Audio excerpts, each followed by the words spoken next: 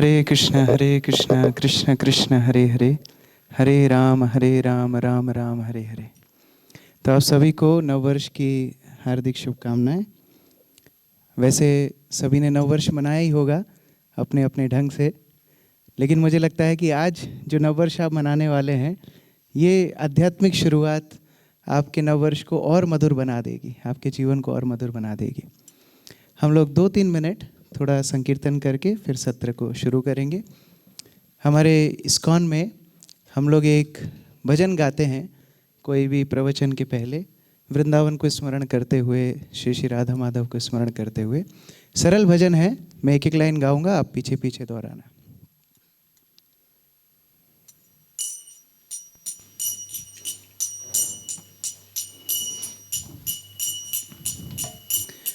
जय राधा माधवा कुंज बिहारी,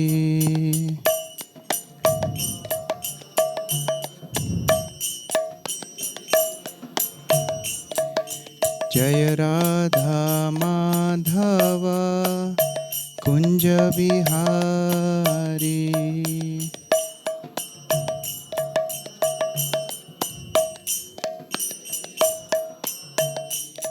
जय गोपी जनवल्लभा गिरिवरधारी,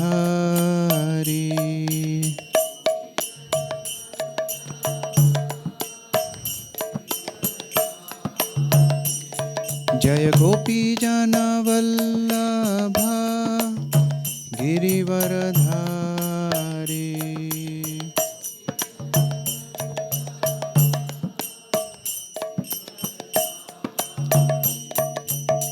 यशोदनंदन ब्रज जनरंजन,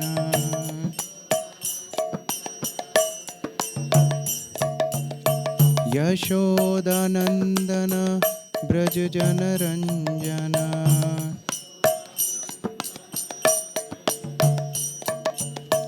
यमुना तीरावनचारी,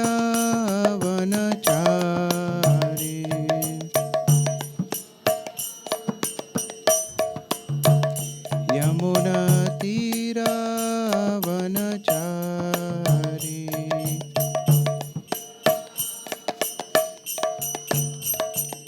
जय राधा माधवा कुंज बिहारी,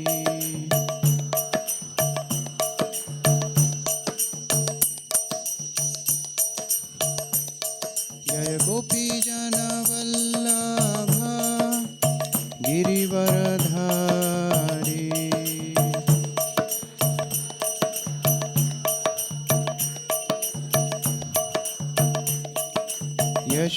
यशोदानंदन ब्रज जनरंजन,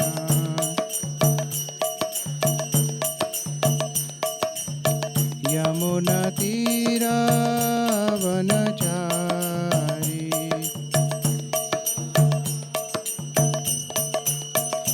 जय राधा माधवा कुंज बिहारी,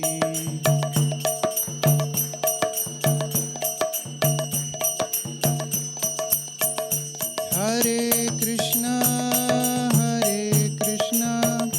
कृष्ण कृष्ण हरे हरे, हरे राम राम राम हरे हरे।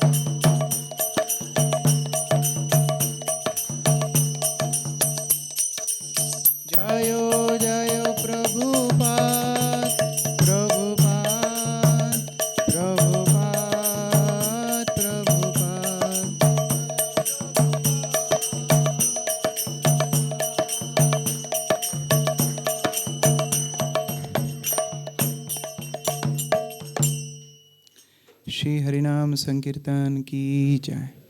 श्रील प्रभुपाद की जय। श्री श्री राधा मदन मोहन की जय। ओम अज्ञानतिमिरन्धस्य ज्ञानाञ्जनशलाकया चक्षुरुन्मिलितं येन तस्मै श्रीगुरुवे नमः। नमो ओं विष्णुपादाय कृष्णपृष्ठाय भूतले श्रीमते भक्तिवेदांत स्वामिनिति नामिने। नमस्ते सारस्वती देवे गौरवाणी प्रचारिणे निर्विशेषशून्यवादी पाश्चात्यदेशतारिणे। जय श्री कृष्ण चैतन्य प्रभु नित्यानंद श्री अद्वैत गदाधर शिवासादि गौर भक्तवृंद। हरे कृष्णा कृष्णा कृष्णा हरे हरे, हरे राम राम राम हरे हरे। हरे कृष्णा। तो आप सभी का पुनः स्वागत है। हम लोग लगभग 6-7 महीने बाद ये कार्यक्रम कर रहे हैं। पिछली बार हमारा कार्यक्रम हुआ था और आप सब एकत्र हुए थे। हमने चर्चा की थी किस प्रकार बिल्डिंग कम्युनिटीज़ बिल्डिंग नेशंस, किस तरह अगर हम संयुक्त होकर के आध्यात्मिक नींव समाज की रखते हैं तो अच्छे राष्ट्र, अच्छी दुनिया की कल्पना हम कर सकते हैं। अन्यथा आपस में जो द्वंद्व हो रहे हैं, समाज में जो समस्याएं आ रही हैं, वो बढ़ती चली जाएंगी। आज का विषय बड़ा विशेष है। आज हम लोग थोड़ा और आध्यात्मिक रूप से चर्चा करने वाले हैं। वैसे मंदिर में आए हैं तो अपेक्षा तो करके आई है कि कुछ आध्यात्मिक सुनने को ही मिलेगा, तो ये माइंडसेट तो हमारा है ही। और उसी श्रृंखला में हम लोग आज चर्चा करने वाले हैं रैग्स टू रिचेस। किस किस के मन में ऐसी भावना आती है कि रातों रात हम अमीर हो जाएं? हाथ खड़ा करो, शर्माओ मत। मन में कभी तो आया ही है। हाँ, एक तो ऑनेस्ट लोग हैं, बाकी लोग मुस्कुरा रहे हैं। आपकी हंसी में ये बात छुपी हुई है कि काश कोई अंबानी, कोई बिरला रातों रात वसीयत लिख जाए कि आप हमारे उत्तराधिकारी हैं, सारी जायदाद हमारे नाम पर हो जाए। हम लोग सब चाहते हैं कि समृद्ध हों। हम सब की आकांक्षा होती है कि हम अच्छे ढंग से जिएं, अपने परिवार को उच्चतम से उच्चतम व्यवस्था दे सकें, समाज में प्रतिष्ठा हो। कौन नहीं चाहता ये सारी चीज़ें? सभी चाहते हैं। और ऐसे उदाहरण जो एकदम निम्न स्तर से उठ करके आए हैं और बहुत ऊंचे स्थल पर पहुंच गए हैं, उनको समाज सराहना भी करता है। जैसे भारत में ही कितने सारे उदाहरण हैं। कोई उदाहरण आप बताना चाहेंगे? एकदम नीचे से उठ के आया और बहुत प्रतिष्ठावान बन गया, बहुत समृद्ध बन गया। कोई उदाहरण? हाँ, मोदी जी का उदाहरण दे रहे हैं। चाय बेचने वाला प्रधानमंत्री बनता है। हर चाय बेचने वाला नहीं बनता है, एक बना है। और यस, हाँ, धीरू भाई अंबानी कितने निम्न स्तर से आए और आज हम देख रहे हैं सबसे संभ्रांत व्यक्ति भारत में वो हैं। और कोई? एपीजे अब्दुल कलाम। उनके पास शिक्षा लेने तक के लिए धन नहीं था, कितनी कठिन परिस्थितियों से आए और मिसाइल मैन के नाम से जाने जाते हैं। और कोई? बाबा रामदेव। हाँ, हम उनके गांव में गए थे अभी कुछ महीनों पहले। आपको जान करके आश्चर्य होगा, उनकी एक आंख बंद थी और घर वालों ने उनको बाहर निकाल दिया था। कह रहे तुम कुछ काम धंधा नहीं करते हो, बाहर चले जाओ। और आज हम देख रहे हैं कि वो कितने लोगों को योग प्रशिक्षण दे रहे हैं। मैं उनके पतंजलि योग ग्राम में भी गया था। आज इतनी आयु होने के बाद भी खड़ाऊ पहन करके दौड़ लगाते हैं और अपनी योग शक्ति से उन्होंने अपनी आँख कुछ हद तक खोल भी ली। तो यस, बाबा रामदेव। और कोई? और कोई उदाहरण? योगी आदित्यनाथ। ओके। बहुत सारे ऐसे प्रचलित उदाहरण हैं जिनको हम सुनते हैं तो बड़ी प्रेरणा मिलती है। द्रौपदी मुर्मू, ठीक है, वो भी एक आदिवासी क्षेत्र की महिला आज भारत की राष्ट्रपति बनी है। तो इस प्रकार से कई उदाहरण हैं जो हमारे जीवन में प्रेरणास्पद होते हैं। लेकिन एक समस्या फिर भी रह जाती है। व्यक्ति को भौतिक जगत में, इस संसार में जितनी भी प्रगति मिलती है, फिर भी कुछ ना कुछ असंतुष्टि तो हमेशा रहती है। हर व्यक्ति सोचता है कि मैं और कुछ प्राप्त कर लूँ और बड़ा कुछ बन जाऊँ। जैसे हम बचपन में एक कहानी सुनते थे कि एक बार कौवा सोच रहा था कि काश मैं कबूतर होता। मैं कौवा हूँ, काला हूँ, ये सफ़ेद कबूतर कितना अच्छा है, देखो लोग इसको कितना पसंद करते हैं, बड़े बड़े ओकेशंस में उसको छोड़ा जाता है। तो काश मैं कबूतर होता। अच्छा, कबूतर क्या सोचता है, मेरा एक ही रंग है, ये तोता कितना अच्छा है, इसके मल्टी कलर हैं, 2 कलर हैं, हरा भी है और चोंच लाल है, तो काश मैं तोता होता। तोता सोचता है कि अरे 2 कलर में मज़ा नहीं आ रहा, और मल्टी कलर होना चाहिए थे, और वैरायटी होनी चाहिए थी, काश मैं मोर होता। और मोर को, जिसको जू ने पकड़ रखा है, चिड़ियाघर में डाला हुआ, मोर सोच रही काश मैं कौवा होती तो कोई पकड़ता नहीं। तो हर व्यक्ति ऐसी लूप में फंसा हुआ है जिस कारण से स्पर्धा इस संसार में हमेशा चलती रहती है। हर व्यक्ति दूसरों से स्पर्धा करता है, एक देश दूसरे देश से स्पर्धा करता है। हम इसी में खुश रहते हैं कि हम पाकिस्तान से आगे हैं। हमें ये निश्चित करना है कि वास्तव में अंदर क्या चल रहा है। और कहीं ना कहीं इस समृद्धि की, सफलता की मापन होती है धन से, पैसे से। तो जब हमारे मन में आता है रैग्स टू रिचेस, रिचेस मतलब ही आता है धन, बैंक बैलेंस, प्रॉपर्टीज, समृद्धि। लेकिन हम ठीक से अगर विचार करें, ये धन वास्तव में क्या हमारी सफलता का सूचक है या एक माध्यम है? Money can be the means, not the goal. धन सफलता की चरम सीमा नहीं है, धन एक माध्यम है। हम धन का प्रयोग करके आगे बढ़ सकते हैं, लेकिन धन को सफलता नहीं मान सकते।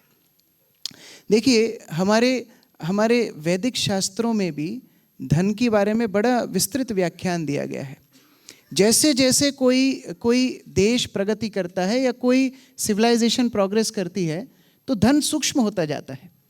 आपने पढ़ा होगा, पहले क्या होता था, बार्टर सिस्टम। आपको कुछ सामान चाहिए, दूसरे के पास वो सामान, वो आपके पास नहीं है, आप अपना सामान लेके जाओगे, वो अपना सामान देगा, फिर वो मैच भी होना चाहिए, नहीं तो फिर तीसरे व्यक्ति को आप दोगे, उससे वो सामान लोगे। बड़ा मुश्किल था। आप सोचो, आपको 10 किलो गेहूं घर पे लेकर के आना है, तो आपको कितना सारा सामान उठा करके ले जाना पड़ता होगा। फिर आई स्वर्ण मुद्राएं इत्यादि आई। अब उसमें भी लोगों को कितना सुरक्षित रखना पड़ता होगा, स्वर्ण मुद्राएं हैं, चांदी की मुद्राएं हैं। फिर आए पेपर करेंसी। पहले हमें याद है, हम लोग कभी परिवार वेकेशन में घूमने जाते थे तो पापा बड़ा पैसे को बांटते थे कि अच्छा, मम्मी के पर्स में इतने रखेंगे, बच्चों के पास इतने रखेंगे, क्योंकि इतना धन साथ में ले जाना बड़ा रिस्क। चोर जेब होती थी पहले, जो पुराने लोग हैं उनको याद होगा, बनियान के अंदर, तो लोग बड़ा छुपा करके ले जाते थे धन को। फिर और सूक्ष्म हो गया, फिर हमारा बैंक ट्रांसफ़र का सिस्टम आया, जब हम लोग चेक्स रखने लगे, बैंक ट्रांसफ़र करने लगे, और सूक्ष्म हो गया। फिर यूपीआई आ गया, क्रेडिट कार्ड्स आ गए। अभी आप एक पासवर्ड डाल करके कितना धन आप ट्रांसफ़र कर सकते हो। तो किसी भी सिविलाइजेशन की प्रोग्रेस होती है, कितना सूक्ष्म आपका धन होता जा रहा है, जिससे आप बड़ी से बड़ी सफलता प्राप्त कर सकते हो। जो आपको इच्छा है वो आप प्राप्त कर सकते हो। इससे भी सूक्ष्म है जो धन को पुण्य बोलते हैं। ये पुण्य भी एक धन है। ये पुण्य का धन इतना सूक्ष्म है कि इस भौतिक संसार में ही नहीं, आपको ये उच्च लोकों में भी ले जा सकता है। लोग स्वर्ग जाते हैं पुण्य के माध्यम से, और ऊपर और अच्छी सुकृति होगी तो भगवान के धाम में भी जाएंगे। तो ऐसे ही ये धन का मापन वास्तव में माध्यम के रूप से किया गया है। लेकिन जब हम इस धन को ही गोल बना लेते हैं, तब समस्या होती है। आपकी स्टैंडर्ड ऑफ लिविंग बताती है, आपकी मानसिकता का स्तर बताता है आप कितने समृद्ध हैं, ना कि धन। धन तो आजकल गरीबों के पास भी होता है। कई ऐसे खबरें आई हैं बॉम्बे के भिखारियों की, जो मरे और उनके बैंक बैलेंस करोड़ों में निकले। ये रियलिटी है। But what kind of life they have led. उन्होंने उस लाइफ को, उस धन को एक माध्यम नहीं समझा। गुरु नानक की एक कथा आती है, जहाँ एक बहुत अमीर व्यक्ति था, और जब उसके पास एक मात्रा के स्वर्ण मुद्राएं हो जाती थी, जैसे 100 स्वर्ण मुद्राएं, 1000 स्वर्ण मुद्राएं, तो घर के ऊपर एक झंडा लगा देता था। ऐसे कई झंडे उसके घर के ऊपर लगे हुए थे, मतलब हजारों हजारों स्वर्ण मुद्राएं उसके पास थी। गुरु नानक ने सोचा इस व्यक्ति को कुछ शिक्षा देनी चाहिए। साधु का काम ही है शिक्षा देना। साधु मीठी मीठी बात करे तो वो साधु नहीं है। साधु का मतलब है थोड़ा तो कड़वा बोले। तो गुरु नानक उसके पास गए, और गुरु नानक उस धनी व्यक्ति से बोलते हैं, देखो मैं यात्रा पर हूँ, मेरे पास एक छोटा सा सामान है, वो आप रख लो, मैं आपसे बाद में ले लूँगा। तो धनी व्यक्ति बोलता है, ठीक है बताइए क्या सामान है आपके पास। तो बोलता है, ये छोटी सी एक सुई है, इसको आप रख लीजिए, मैं आपसे बाद में ले लूँगा। तो धनी व्यक्ति ने बोला, ठीक है मैं रख तो लूँगा, लेकिन आप कब लेंगे वापस। तो बोलता है, मैं अगले जन्म में आपसे सुई ले लूँगा। व्यक्ति बोलता है, अरे ऐसा थोड़ी होता है, ये सुई को थोड़ी मैं अगले जन्म तक ले जा पाऊँगा। तो बोलता है अच्छा सुई को नहीं ले जा पाओगे, फिर इतनी सारी स्वर्ण मुद्राओं का क्या होगा, इनको कैसे साथ में ले जाओगे। धन जब तक माध्यम रहेगा तब तक ठीक है, धन जब लक्ष्य बन जाए मतलब कहीं ना कहीं हम गलत जा रहे हैं। इसलिए यक्ष जब युधिष्ठिर महाराज से प्रश्न पूछता है, कई यक्ष प्रश्न हैं, उसमें एक प्रश्न ये भी पूछता है कि धन संपदा, सबसे बड़ी धन संपदा क्या है जो व्यक्ति के साथ हमेशा रहे। युधिष्ठिर महाराज बोलते हैं धर्म। धर्म सबसे बड़ा धन है, और इसीलिए अकामो सर्व कामो वा मोक्ष कामोदारधि तीव्रेन भक्ति योगेन जजते पुरुषम परम। किसी व्यक्ति के अंदर बहुत सारी इच्छाएं हैं, दुनिया में बहुत कुछ हासिल करना है, पापा कहते हैं बड़ा नाम करेगा, ऐसा कुछ टाइप व्यक्ति है, या फिर अकामो वा, कोई कामना उसके मन में नहीं है, या फिर कोई मुक्त होना चाहता है। किसी भी प्रकार का व्यक्ति अगर धर्म का सहारा ले, अगर भगवान का सहारा ले, तो अपने लक्ष्य को वो प्राप्त कर सकता है। और ऐसे धर्म का अवलंबन करके क्या होता है, हमारा हृदय शुद्ध होता है, हम एक चरित्रवान व्यक्ति बनते हैं। आज आप खुद देखिए, आपके बच्चे हैं, आप अपने बच्चों से क्या अपेक्षा करते हो? वो चोरी करें, डकैती करें और बहुत पैसा कमाएं, या एक अच्छे व्यक्तित्व बने? आप क्या आकांक्षा करते हो? तो वही नियम भी हमारे ऊपर भी लागू होता है। जहाँ हमारा अच्छा चरित्र होता है, सारे गुण अपने आप आते हैं। आप देखिए, कोई स्थान में बहुत गंदगी है, बहुत कचरा पड़ा हुआ है, नालियों का पानी आ रहा है, वहाँ पर आप क्या देखोगे? ज़्यादा से ज़्यादा कुछ अभद्र पशुओं को देखोगे, कुछ कौओं को देखोगे। और एक स्थान में जहाँ पर बहुत सुंदर सरोवर है, बहुत सुंदर वृक्ष हैं, बहुत अच्छे अच्छे फल लगे हुए हैं, वहाँ पर आप देखोगे हंस आ रहे हैं, वहाँ पर सुंदर सुंदर पक्षी आ रहे हैं, चहचहा रहे हैं। तो लाइक डिसॉल्व्स लाइक, जैसे आप हैं वैसी वस्तुओं को आप आकर्षित करते हो। तो लोग कब आनंदित होंगे? जब उनका हृदय स्वच्छ होगा, और स्वच्छ हृदय के साथ ये समाज की समस्याएं अपने आप समाधान हो जाएंगी। इसीलिए धर्म की आवश्यकता इस समाज को है। धर्म एक हॉबी नहीं है। हाँ, मैं भी मंदिर जाता हूँ, आप लोग जैसे क्लब जाते हो, मैं इस्कॉन में जाता हूँ।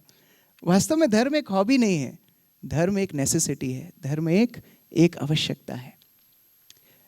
इस समाज में इतने द्वंद्व क्यों हैं? मान लीजिए पति पत्नी के बीच में झगड़ा हो रहा है ना, यहाँ पर मैक्सिमम लोग गृहस्थ हैं, पारिवारिक लोग हैं। पति पत्नी के बीच में झगड़ा हो रहा है, खूब बर्तन फेंके जा रहे हैं, लड़ाइयाँ हो रही हैं, जो कुछ बोलना है सब बोला जा रहा है। क्या परिवार का कोई व्यक्ति पति पत्नी की लड़ाई में कुछ बोल सकता है? क्या लगता है आपको? बोल सकता है? जैसे ही बोलेगा आप बोलेंगे अरे हमारे बीच की बात है, आप क्यों बीच में बोल रहे हो, राइट? अब मान लो पड़ोसी लड़ाई करने आता है, तो परिवार एक हो जाता है। अब वो पति पत्नी की बात नहीं रहेगी, अब परिवार एक है, क्योंकि अब पड़ोसी अलग है। अब पड़ोसी से लड़ाई है तो परिवार एक हो जाता है, क्योंकि अब केंद्र क्या है? घर।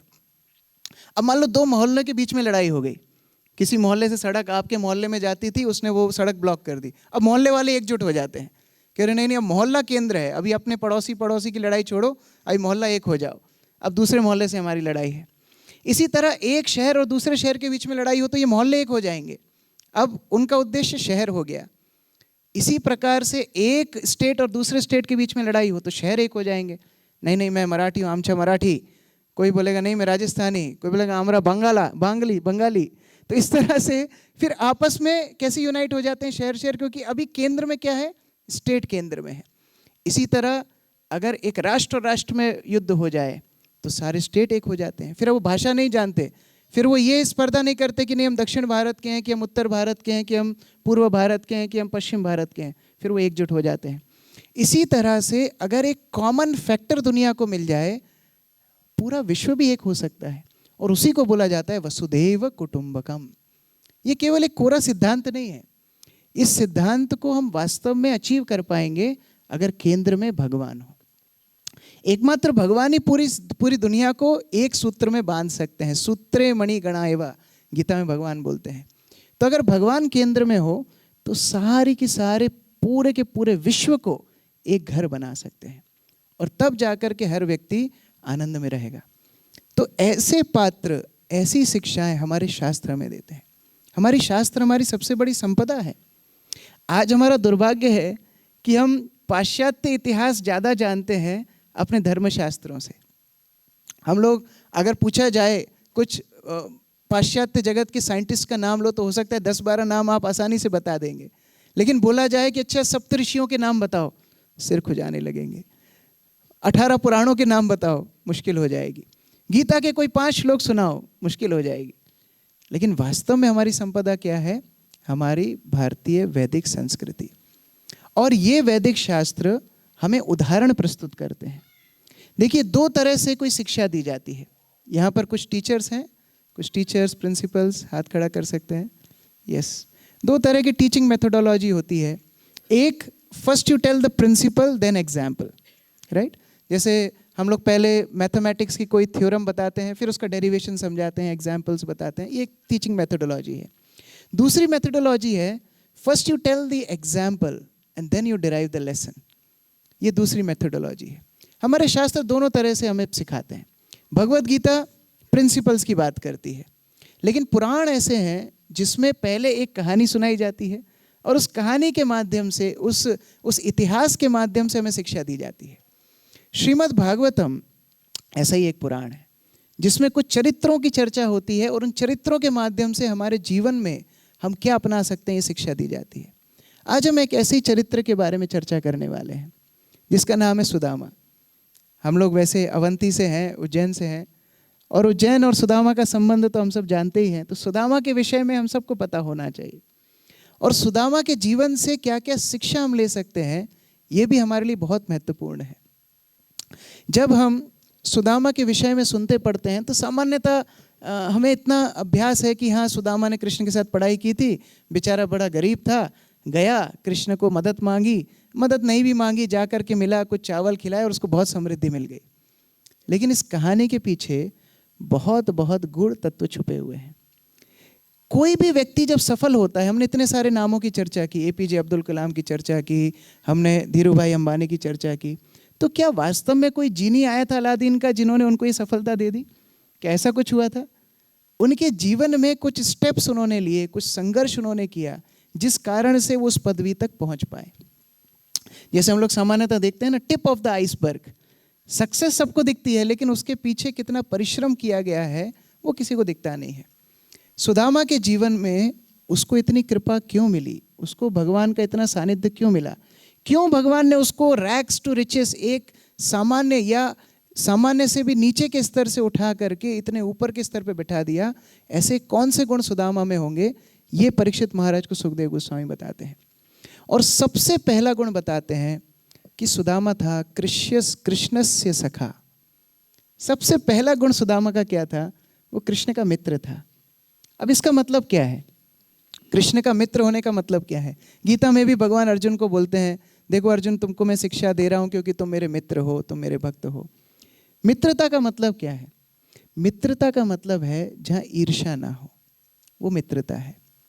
आज की सभ्यता में हम सबको सहन कर लेते हैं कि भगवान हमसे सहन नहीं होते। कहीं ना कहीं वहाँ ईर्ष्या हमारी बहुत ज़्यादा चरम सीमा पर होती है। ओलंपिक्स होते हैं, करोड़ों का खर्चा होता है, तब हमें समस्या नहीं होती। कभी बहुत बड़े बड़े आयोजन होते हैं, खर्चा होता है, वहाँ शादियों में लोग करोड़ों खर्चा करते हैं, तब समस्या नहीं होती।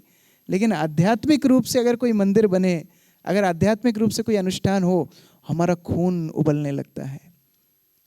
कृष्ण से सखा, जब तक वो अनुकूलता नहीं होगी भगवान के प्रति, हम आध्यात्मिक मार्ग में आगे नहीं बढ़ पाएंगे। ये अनुकूलता वास्तव में हमारी भलाई के लिए ही है। मान लीजिए एक ड्राइवर है, कोई बहुत अमीर व्यक्ति की गाड़ी चला रहा है।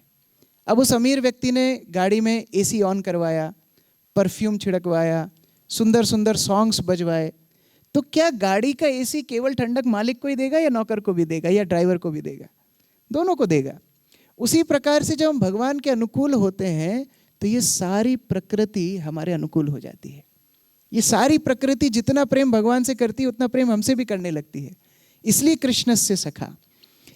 अगर कोई पिता है, वो पिता अपने पुत्र को अपनी सारी जायदाद देना चाहता है तो पहले थोड़ा परीक्षा तो करेगा ना कि वो लायक है कि नहीं।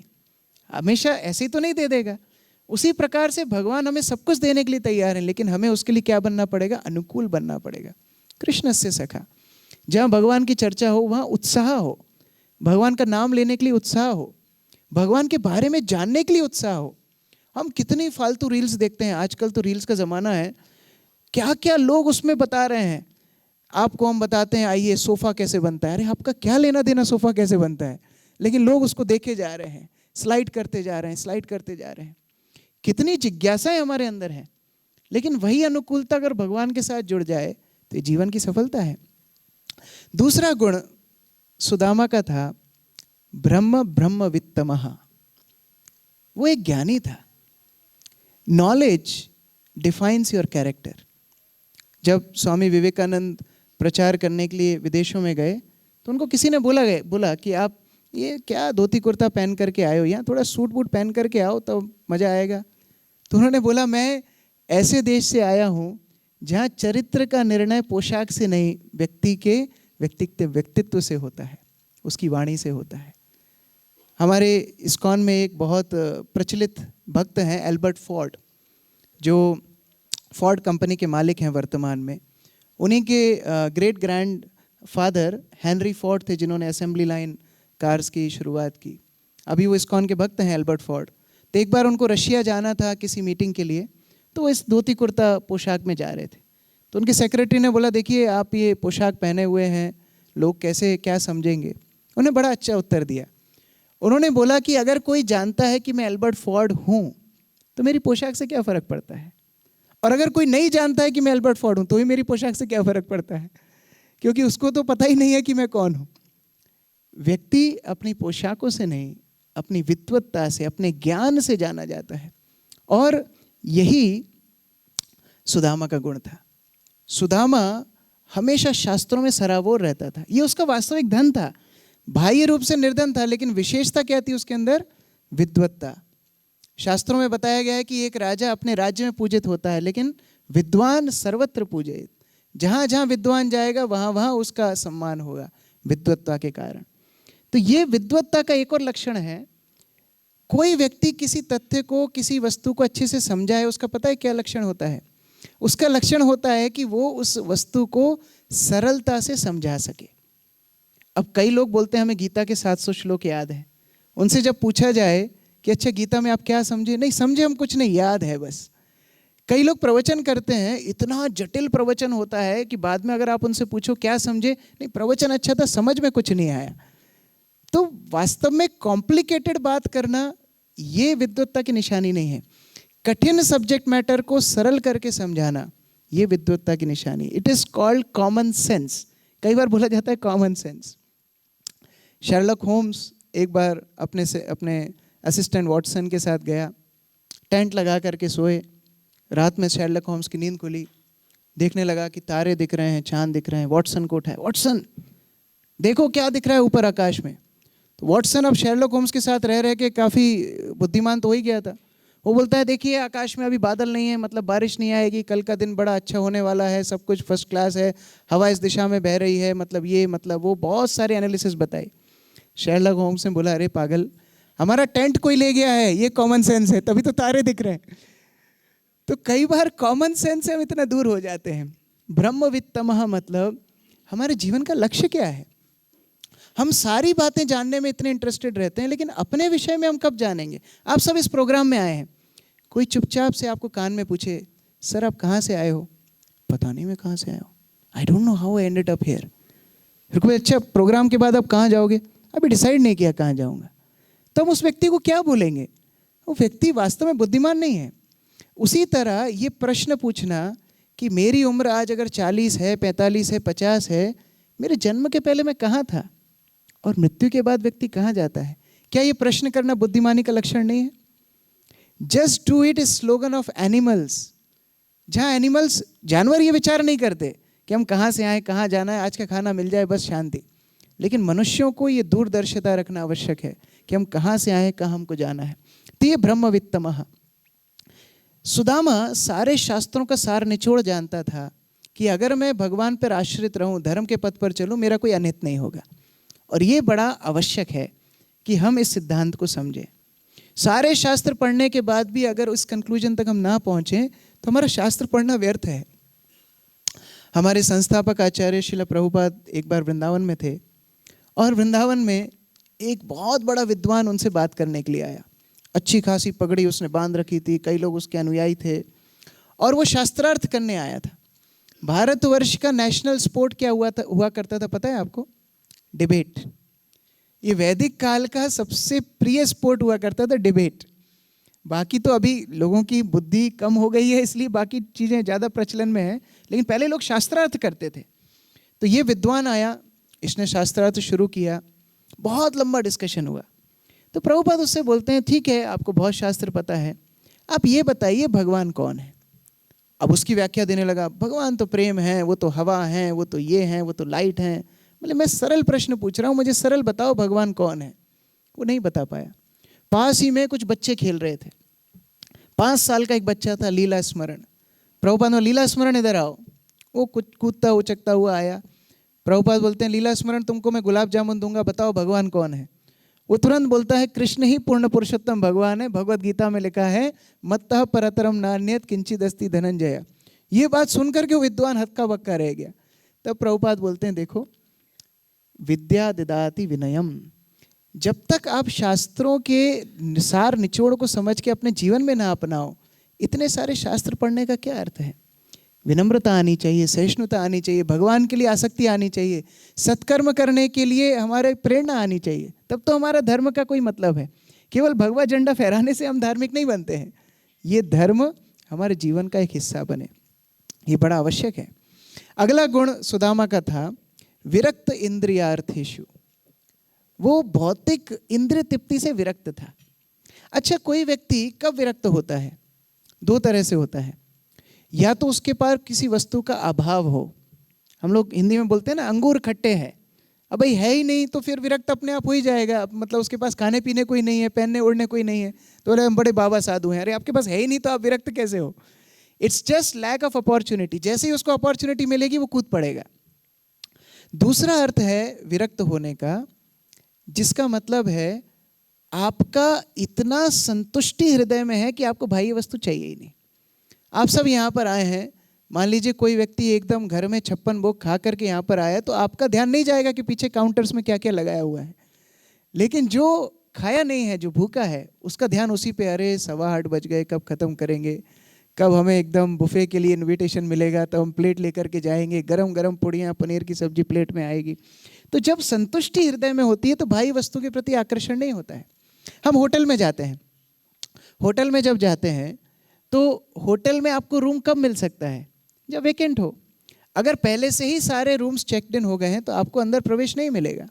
उसी प्रकार से अगर पहले से ही व्यक्ति अध्यात्म में सराबोर हो तो बाह्य वस्तुओं के प्रति वो आकर्षित नहीं होगा। आज इतने क्राइम्स क्यों बढ़ रहे हैं?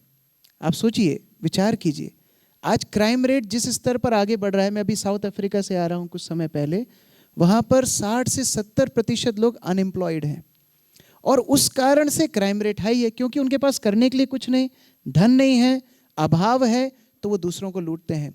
हर 1 घंटे में एक कार हाईजैक होती है, लोगों का मर्डर होता है, लोगों का शोषण होता है। क्यों होता है? क्योंकि लोग अतृप्त हैं। अगर व्यक्ति अतृप्त हो जाएगा, अंदर से संतुष्ट हो जाएगा, तो क्राइम अपने आप बंद हो जाएगा, और ये आध्यात्म व्यक्ति को देता है। इसलिए भारत के इतिहास में हम देखते हैं, साधु मुनि एक पेड़ के नीचे बैठकर भी चाणक्य जैसे पंडित बन जाते थे और पूरे पूरे राष्ट्र की गणना कर देते, पूरे राष्ट्र का निर्माण कर देते थे। कैसे? क्योंकि आंतरिक रूप से वो संतुष्ट थे। ये सुदामा का अगला गुण है। लास्ट है प्रशांत आत्मा। जब व्यक्ति संतुष्ट होता है ना, तभी उसके जीवन में शांति होती है। हम लोग कितने भी सुखी होने का प्रयास कर लें, व्यक्ति फिर भी शांति के तो अभाव में है। क्यों हमको साइकेट्रिस्ट की ज़रूरत पड़ती है? क्यों हमको पिल्स की ज़रूरत पड़ती है सोने के लिए? क्यों हम लोग इतने अधूरे हैं? क्योंकि वो आसक्ति अभी भगवान के प्रति हमारी जन्म नहीं ली है। जीव भगवान का अंश है, और जब तक भगवान से संपर्क में नहीं रहेगा तब तक वो कभी संतुष्ट नहीं हो सकता। हम लोग बचपन में पढ़ते थे ना, मछली जल की रानी है, जीवन उसका पानी है, हाथ लगाओगे डर जाएगी, बाहर निकालोगे मर जाएगी। अब मछली को पानी से बाहर निकाला, उसको बहुत बड़ा आईफोन दे दिया, उसको फ्रिज दे दिया, पिज्जा दे दिया, बर्गर दे दिया, क्या मछली खुश होगी? मछली जब तक जल में रहेगी तब तक आनंदित रहेगी। ये हमारा जल है आध्यात्म। जब तक हम आध्यात्मिक रूप से जुड़े होते हैं, व्यक्ति इतना संतुष्ट होता है, जीवन में उतार चढ़ाव भी आए तो भी एकदम अपनी गति से आगे बढ़ता चला जाता है। पांडव उसका उदाहरण है। कितनी समस्याएं जीवन में आई, लेकिन अपने लक्ष्य से भटके नहीं, क्योंकि आध्यात्म उनका संबल था। ये विश्वास हमारे पास होना चाहिए। हम देखते हैं गोवर्धन जब भगवान ने उठाया था, कितनी बड़ी क्राइसिस थी कि मूसलाधार बारिश हो रही है, घर डूब रहे हैं, जानवर मर सकते हैं, कितनी मुश्किल है। लेकिन क्योंकि वो लोग भगवान के आश्रय में थे, इतनी बड़ी समस्या बाहर चल रही है और गोवर्धन के नीचे महोत्सव चल रहा है। क्योंकि भगवान का संबल, ये आध्यात्म का संबल हमको शक्तिशाली बनाता है। आध्यात्म कमजोरी नहीं है, आध्यात्म शक्ति है। तो उस माध्यम से ये सुदामा की यद्यपि बाह्य रूप से इतनी दर्दनाक स्थिति थी, करुणमय स्थिति थी, लेकिन आंतरिक रूप से सुदामा बड़ा बलवान था। भागवत में बताया इतना दरिद्र था सुदामा, इतना दरिद्र था कि दोनों पति पत्नी की हड्डियां दिखती थी, सारी की सारी रिब्स दिखती थी।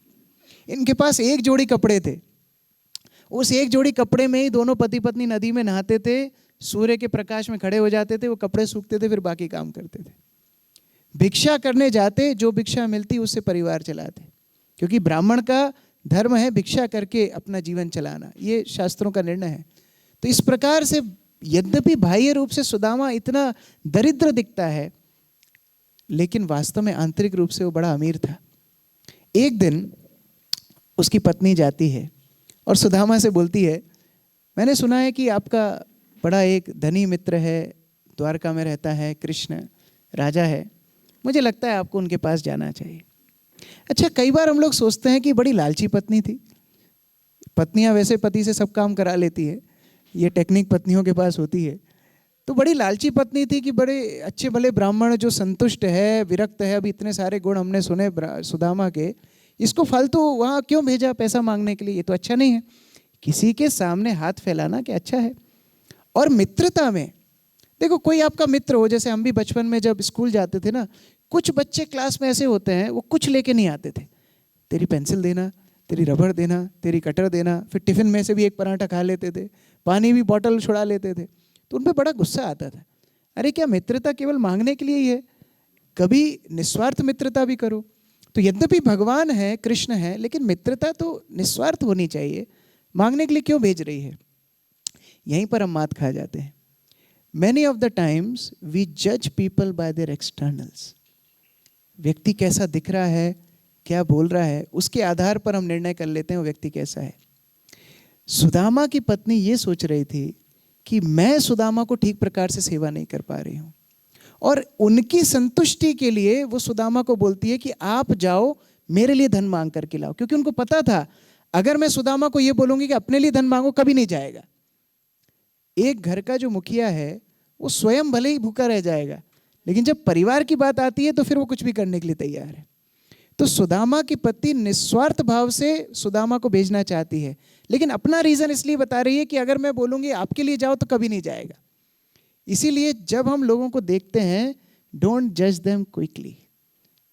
कई बार क्या होता है, हम जब गलती करते हैं ना, तो हम बोलते हैं नहीं नहीं मेरा भाव अच्छा था, मेरा इंटेंशन वॉज वेरी गुड। और दूसरे जब गलती करते हैं ना, बोलते हैं अरे इंटेंशन कुछ भी हो, ऐसा कोई करता है क्या। हमारे लिए हमारे अंदर बहुत सहानुभूति है, लेकिन दूसरों के लिए हम बड़े कठोर हैं।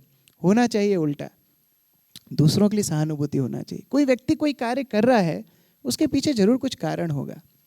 जैसे हमारे गौर गोपाल प्रभु हैं, वो एक उदाहरण देते हैं।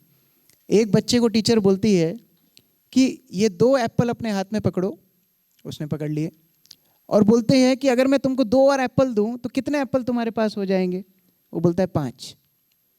टीचर को बड़ा गुस्सा आता है, अरे ये क्या है, अभी तो मैथमेटिक्स सिखाई मैंने, 2 + 2 4।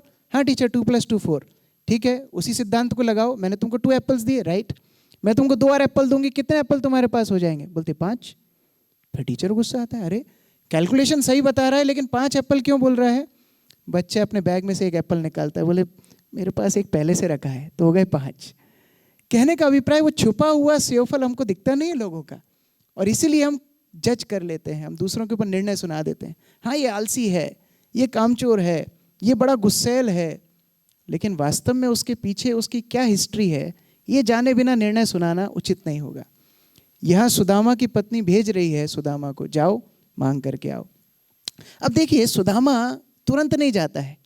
सुदामा सोचता है कि मैं जा रहा हूँ, इतने साल बाद मैं भगवान को मिलूंगा, मेरा प्रिय मित्र है, मुझे कैसे उनके साथ व्यवहार करना चाहिए, मुझे क्या देना चाहिए, मैं क्या उनके लिए कर सकता हूँ। ये सुदामा का भाव है।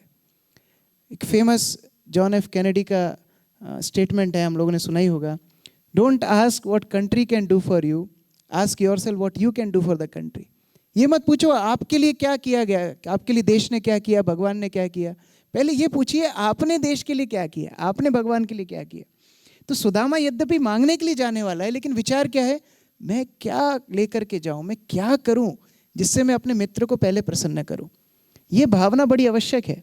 हम जब भी अध्यात्म की तरफ आते हैं ना, हमारा विचार होता है मुझे क्या मिलेगा, क्या मिलेगा यहाँ पर, क्या सीखूंगा, कुछ ऐसे नोट्स मिल जाएं, कुछ ऐसे जोक्स मिल जाएं जो मैं अपने प्रोफेशनल लाइफ में यूज़ करूं। चलो कुछ ना मिले तो खाना तो अच्छा मिल ही जाए, एक डिनर अच्छा हो जाएगा, गेट टुगेदर हो जाएगा, कुछ व्यापारी मिल जाएंगे, थोड़ी व्यापार की चर्चा हो जाएगी।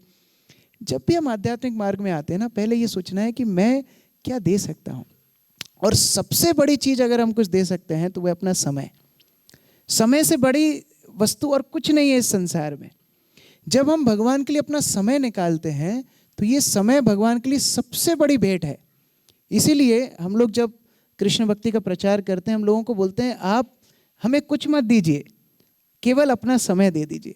सुबह जब आप उठते हैं तो कृपया करके थोड़ा समय भगवान के लिए निकालिए, हाथ में माला लीजिए और भगवान का नाम लीजिए। हरे कृष्ण कृष्ण कृष्ण हरे हरे, हरे राम राम राम हरे हरे। बस इतना ही करना है। और जब हम इतना समय भगवान को देना शुरू करते हैं, तब फिर रेसिप्रोकेशन देखिए। बिना करे जब भगवान इतना कुछ हमारे लिए कर रहे हैं, क्या इसमें कोई डाउट है?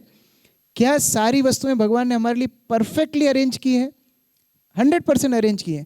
अब अपना चेहरा ही आप देख लीजिए, नाक यहाँ है, आंखें यहाँ हैं, मुख यहाँ पर है। तो हम भोजन को पहले देखते हैं, उसकी सुगंध लेते हैं और खा लेते हैं। अब मान लीजिए आंखें यहाँ होती, नाक यहाँ होती और मुख यहाँ होता, तो पहले हम भोजन को लेते, पहले आंखों को यहाँ दिखाते, फिर हम भोजन को लेते, फिर नासिका को यहाँ पर सूंघाते, फिर हम लोग भोजन को यहाँ से मुख में डालते। हर चीज आप प्रकृति में देखिए, हर जगह पर देखिए, भगवान ने कितने अच्छे से जमा रखी है। तो बिना करे अगर भगवान इतना कुछ हमसे प्रेम के चलते कर रहे हैं, तो अगर हम भगवान के लिए थोड़ा समय निकालेंगे तो वो कितना कुछ करेंगे। सुदामा यही सोच रहा था, इसलिए वो प्रिपरेशन कर रहा है। हम लोग कहीं जाते हैं तो हम चार्जर्स पैक करते हैं, अपनी टी कॉफ़ी के बैग्स पैक कर लेते हैं, क्या क्या पैक कर लेते हैं। सुदामा सोच रहा है कि मैं क्या गिफ्ट लेकर के जाऊं, क्या गिफ्ट लेके जाऊं जिससे मैं भगवान को प्रसन्न करूं। अब घर में खाने के लाले पड़े हैं, क्या गिफ्ट लेकर के जाएगा। उस समय सुदामा की पत्नी 4 घरों से चावल मांग करके लेके आती है। कोई बोलता है पोहा मांगा, कोई ने बोला चावल मांगा, जो भी मांगा सरल मांगा।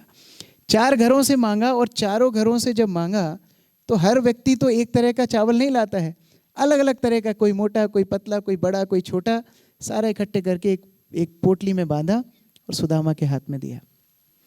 ये मैटर नहीं करता कि आप क्या देते हो, ये मैटर करता है आप किस भावना से देते हो। कई बार ना लोग गिफ्ट्स की जब बात होती है तो हमारा एक क्लोजेट होता है जिसमें हम ऐसे सामान रखते हैं जो बिना काम के हैं। भाई किसी ने फोटो फ्रेम दे दी, रख लो, किसी ने सोन पपड़ी का डब्बा, वो काफ़ी फेमस है, उसमें रख दो। अब कोई आएगा तो वही क्लोजेट खोल करके वो निपटा देते हैं हम लोग। वास्तव में जब आप किसी को भेंट देते हो ना, तो आपकी भावना उसके साथ जाती है। आप रियली किसी को प्रसन्न करना चाहते हो तो उसको सोचना चाहिए कि मैं क्या अच्छे से अच्छा इस व्यक्ति को दे सकता हूँ। इसलिए भगवान का एक नाम है भावग्राही जनार्दना। भगवान क्या उस भाव को देखते हैं जिस भाव से हम उनके पास आते हैं, जिस भाव से हम उनको कुछ अर्पित करते हैं। वो वस्तु महत्वपूर्ण नहीं है। गौतम बुद्ध को एक बार एक व्यक्ति ने एक बड़ी सी पेटी दी, रत्न जवाहरों से जड़ी हुई। गौतम बुद्ध ने ली, साइड में रख दी, और एक बूढ़ी माता गौतम बुद्ध के सामने आती है। एक फल जो उसने खुद ने आधा खाया होता है, आधा खाया हुआ फल गौतम बुद्ध के हाथ में देती है, और गौतम बुद्ध दोनों हाथ से उसको स्वीकार करते हैं और बड़े प्रसन्न होते हैं। वो पूछता है, अरे आपको पता नहीं, इस व्यक्ति ने जितनी मुद्राएं आपको दी हैं इससे आप बहुत कुछ कर सकते हो, और ये बूढ़ी माता ये झूठा फल आपके हाथ में दे रही है। गौतम बुद्ध बोलते हैं कि ये जो अमीर व्यक्ति आया था और इसने जो ये धन दिया है, ये इसकी समुद्र समान संपत्ति में एक बूंद भी नहीं है, लेकिन ये बूढ़ी माता ने जो ये फल लेकर के आई है, यही इसके पास सब कुछ था जो मेरे ऊपर उसने अर्पित कर दिया। भावग्राही जनार्दना। तो सुदामा के पास जो था उससे ज्यादा लेकर के गया। घर में तो कुछ था नहीं, मांग करके लेकर के गया, मतलब अपनी क्षमता से ज्यादा भगवान के सामने उसने दे दिया। ये प्रेम का लक्षण है। अब सुदामा चलते हुए जा रहा है। पोरबंदर में सुदामा रहता था, पोरबंदर से द्वारका जा रहा है। चलते चलते चिंतन मनन कर रहा है। क्या चिंतन मनन कर रहा है? कितने का चेक मांगूंगा, ये चिंतन नहीं कर रहा है। वो चिंतन ये कर रहा है कि मैं जाऊंगा तो पहले गले लगाऊंगा कि पहले प्रणाम करूंगा, मुझे कोई रोक तो नहीं देगा, मैं अंदर कैसे एंट्री करूंगा, मिलने की उत्सुकता है। और ये चिंतन मनन करते करते जब सुदामा पहुंचता है, 3 जगह पर सिपाही खड़े होते हैं, कोई उसको रोकता नहीं है। ये भागवत में स्पष्ट लिखा है, कोई उसको रोकता नहीं है, क्योंकि द्वारका में ब्राह्मणों का सम्मान होता था। एकदम रुक्मिणी के महल तक चला जाता है, और जैसे ही रुक्मिणी के महल तक पहुंचता है, दूर से भगवान सुदामा को देखते हैं, और जैसे ही दूर से देखते हैं, भगवान अपनी कंफर्टेबल सीट छोड़ करके दौड़ते हैं। देखो, कई बार हम लोग ये सोचते हैं कि भक्ति करना कितना मुश्किल है, आध्यात्मिक मार्ग कितना मुश्किल है, सुबह उठो, जप करो, गीता पढ़ो, कितना मुश्किल है। लेकिन वास्तव में अगर हम विचार करें, अगर हम एक कदम भगवान की तरफ बढ़ाएंगे तो भगवान किस तरह कृतज्ञ होकर के हमारी तरफ दौड़े चले आएंगे, सुदामा का चरित्र बताता है। सुदामा ने केवल पैर रखा और भगवान दौड़े दौड़े चले आए। अच्छा, यही द्वारका में ब्रह्मा जी भी आए थे। ब्रह्मा जी जो सारी सृष्टि के रचयिता हैं, वो ब्रह्मा जी जब द्वार पे आए तो द्वारपालों ने रोक दिया, और ब्रह्मा जी से द्वारपाल पूछते हैं आप कौन से ब्रह्मा हो। उसको आइडेंटिटी क्राइसिस हो गया, कौन से ब्रह्मा, मतलब एक ही तो कलेक्टर होता है ना, कितने कलेक्टर, एक ही तो सृष्टि का एक ही ब्रह्मा। द्वारपाल बताते नहीं, बहुत सृष्टि है, अंदर बहुत सारे हैं, कोई 5 मुंह वाला है, कोई 10 मुंह वाला है, कोई 1000 मुंह वाला, अंदर ब्रह्मा खड़ा हुआ है। तब ब्रह्मा को समझ में आया, अरे मेरा तो स्थान नगण्य है। और ऐसे भगवान सुदामा, जिसने फटे कपड़े पहने हुए हैं, जो जर्जर अवस्था में है, जिसकी अस्थियां दिख रही हैं, ऐसे सुदामा के लिए भगवान दौड़ करके आते हैं। इसका मतलब क्या है? वही बात, भावग्राही जनार्दन। जब हम शुद्ध भाव से भगवान के पास आएंगे तब आध्यात्म का रस आप चख पाएंगे। इसीलिए कई बार मंदिरों के बाहर लिखा होता है ना कि अपने जूते चप्पल बाहर उतार करके आए। तो अपने जूते चप्पल और मान सम्मान भी बाहर रख के आना चाहिए, क्योंकि हम मंदिर में आए हैं भगवान से प्रेम करने के लिए। प्रेम के बीच में जब मान सम्मान की बात हो जाएगी तो प्रेम खट्टा हो जाएगा। यहाँ सुदामा और कृष्ण का प्रेम विशुद्ध है। आकर के मिले, बड़े उत्साह से आलिंगन करा, कृष्ण ले जाते हैं, हाथ पकड़ के बैठाते हैं और कृष्ण स्मरण करा रहे हैं, याद है तुमको हम उज्जैन में पढ़ाई करने गए थे, याद है गुरु के आश्रम में हम रहते थे। It's called nostalgia. भगवान भी लालायित रहते हैं अपने भक्तों से मिलने के लिए। भगवान हाथ पकड़ के सुदामा का स्मरण कर रहे हैं। याद है एक बार लकड़ी कलेक्ट करने के लिए गए थे, और जब स्वर्णगिरी पर्वत पर गए, लकड़ी कलेक्ट करके, लकड़ी इकट्ठी करके लेकर के आ रहे थे, एक तूफान आया, और उस समय हम दोनों ने एक दूसरे के हाथ को पकड़ रखा था और एक हाथ में लकड़ी पकड़ी हुई थी। इसी प्रकार से शिष्य को साथ में भक्तों के साथ संबंध भी हो और गुरु की सेवा भी हाथ में हो, तब जाकर के वो गुरु को प्रसन्न करता है। और अगले दिन हमारे गुरु हमको ढूंढते ढूंढते सांदीपनि मुनि नारायण गांव में आए, और हमको उन्होंने वहां से ले करके दोबारा आश्रम में गए। याद है तुमको? सुदामा की आंखों में आंसू आ गए। यस, मुझे वही तो याद है। मेरे जीवन में अगर सबसे अच्छी कोई घटना हुई है तो वो था वो 64 दिन जो मैंने तुम्हारे साथ उज्जैन में बिताए थे। ये भक्त और जीव के बीच में, ये भगवान और भक्त के बीच में संबंध होता है। देखिए, ये भौतिक संसार में हर व्यक्ति क्षणिक है, कभी ना कभी तो संबंध छूटे गए, लेकिन एक संबंध शाश्वत है जो हमारा संबंध भगवान से है। और हर क्षेत्र में भगवान ने हमें कभी नहीं छोड़ा। हम किसी भी योनि में गए, किसी भी परिस्थिति में गए, वो हमारे हृदय में बराबर बैठे हुए हैं। और सबसे ज़्यादा नेग्लेक्ट हम उन्हीं को करते हैं, सबसे ज़्यादा नेग्लेक्ट हम उनको करते हैं। तो अगर हमारी तरफ से थोड़ा सा भी संकेत भगवान को मिलता है ना, तो वो इतने आनंदित हो जाते हैं जितना आनंदित आज भगवान सुदामा के साथ है। हमारे गुरु महाराज एक उदाहरण देते थे, मैं थोड़ा उसको मॉडर्नाइज करता हूँ। मान लीजिए कोई एक लड़का है, वो एक लड़की से बहुत प्रेम करता है, लड़की उसको भाव नहीं देती, होता है ना, ऐसा आजकल होता है। अब वो किसी तरह उसका व्हाट्सएप नंबर निकाल लेता है लड़की का। अब लड़का व्हाट्सएप मैसेज भेज रहा है, लड़की क्या करेगी? लड़की क्या करेगी? ब्लॉक मारेगी ना, ब्लॉक मार देगी। फिर वो दूसरी सिम खरीदता है, दूसरा व्हाट्सएप नंबर तैयार करता है, फिर मैसेज करता है, लड़की फिर ब्लॉक मार देती है। फिर वो इंस्टाग्राम पे रिक्वेस्ट भेजता है, लड़की वहाँ भी ब्लॉक मार देती है। फिर वो फेसबुक पे भेजता है, वहाँ भी, और क्या क्या स्नैपशॉट क्या क्या आ गए हैं वहाँ पर भी भेजता है, ब्लॉक मार देती है। कई दिन तक ऐसा प्रयास करता रहता है, दुखी होता है, स्वभाव होता है। एक दिन लड़की का रिप्लाई आ जाता है। जब लड़की का रिप्लाई आएगा तो लड़का क्या करेगा? क्या करेगा? नाचना शुरू करेगा, वाह आज मेरी सक्सेस हो गई, इतने दिन से प्रयास कर रहा था, फाइनली आंसर आ गया। भगवान उस लड़के के समान है और हम वो नकचड़ी लड़की के समान है।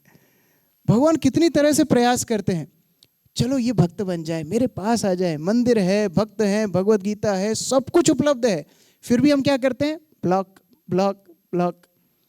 जिस दिन हम भगवान की तरफ उन्मुख होकर के भक्ति करना शुरू करते हैं, भगवान का नाम लेना शुरू करते हैं, हरे कृष्ण कृष्ण कृष्ण हरे हरे, हरे राम राम राम हरे हरे, जैसे ही हम भगवान की तरफ उन्मुख होते हैं, भगवान सबसे ज्यादा आनंदित तभी होते हैं। पिता की सबसे बड़ी प्रसन्नता है अगर बच्चे उनके पास वापस आ जाए, और यही भगवान की प्रसन्नता है। सुदामा के साथ भगवान बड़े प्रसन्न हो गए। भगवान ने सुदामा से पूछा कि भाई आए हो, खाली हाथ आए हो कि कुछ लेकर भी आए हो? अब सुदामा ने जब द्वारका का महल देखा और सबसे परिचय हुआ, पहली पत्नी आई रुक्मिणी, भगवान ने परिचय कराया, सुदामा ने थोड़ा आशीर्वाद नमस्कार चमत्कार जो भी किया, फिर दूसरी आई, फिर तीसरी आई, चौथी आई। जब 7-8 निकल गई तो सुदामा ने पूछा भैया कितनी है? बोला 16,108 है। बोला एक काम करो, सामूहिक परिचय करा दो, हमारी कमर टूट जाएगी ऐसे तो। सामूहिक परिचय कर, सबसे परिचय हो गया, सब कुछ हो गया। तब भगवान बोलते हैं अरे कुछ लाए हो कि ऐसे ही खाली हाथ आए हो? देखते हैं भगवान छुपा करके सुदामा ने पोटली रखी हुई है, भगवान छुड़ा लेते हैं और उस पोटली का आस्वादन भगवान खुद करते हैं। जैसे ही भगवान जो स्वादन करते हैं, रुक्मिणी उस पोटली को छुड़ा लेती है। वो सोचती है देखो घर में कोई चीज आती है तो पूरे परिवार को बांटना चाहिए, इतने प्रेम से सुदामा कोई चीज लेकर के आए हैं, अकेले आप क्यों खाओगे, हम सब खाएंगे। ये प्रेम होता है। बहुत सुंदर वार्तालाप होती है, रात भर बैठ करके बात करते हैं। अगले दिन सुदामा जाने के लिए तैयार होते हैं, भगवान उनको आलिंगन करते हैं, जाते जाते विदा करते हैं, बहुत सुंदर वार्तालाप करते हैं, अश्रुपात होता है और सुदामा निकल जाता है। इतना प्रेम दिखाया, इतना कुछ उन्होंने बातचीत की, सब कुछ किया, जाते टाइम एक एनवलप भी नहीं दिया, ऐसे ही भेज दिया। और सुदामा के मन में भी वो विचार नहीं है कि अरे कुछ दिया ही नहीं, इतने दूर से आया, कुछ तो देना चाहिए था ना, कुछ नहीं दिया। सुदामा जा रहा है लेकिन आनंदित है कि मुझे चाहिए था वो तो मिल गया, मुझे तो प्रेम चाहिए था, दैट आई गॉट। प्रेम से जाता है, जैसे ही अपने घर के पास पहुंचता है देखता है बड़ा विशाल महल है और सुदामा की पत्नी अंदर से सुसज्जित आती है। तो ये सुदामा पूछता है बहन जी आप कौन है? बोलता है अरे भूल गए क्या, मैं आपकी पत्नी हूँ, ये हमारे बच्चे हैं। तब सुदामा को साक्षात्कार होता है, अरे ये मुझे कृष्ण ने इतना कुछ दे दिया, मैं तो चावल लेकर के गया था, छोटी सी पोटली लेकर के गया था और मुझे इतना कुछ दे दिया। हमारे आचार्य बताते हैं कि भगवान ने पीछे से क्यों दिया, छुप करके क्यों दिया? चाहते तो सामने सामने सुदामा को देते, बताते। भगवान को शर्म आ रही थी कि देखो अपनी क्षमता से बाहर निकल के सुदामा मेरे लिए कुछ लेकर के आया और मैं तो अपनी क्षमता के अंदर का सामान दे रहा हूं। मेरी क्षमता नहीं है कि मैं अपनी क्षमता से ज्यादा इसको दे सकूं, इसलिए आउट ऑफ गिल्टी भगवान छुप करके दे रहे हैं। इतने कृतज्ञ भगवान हो जाते हैं। This is called real riches. ये वास्तविक धन संपदा है जीवन की।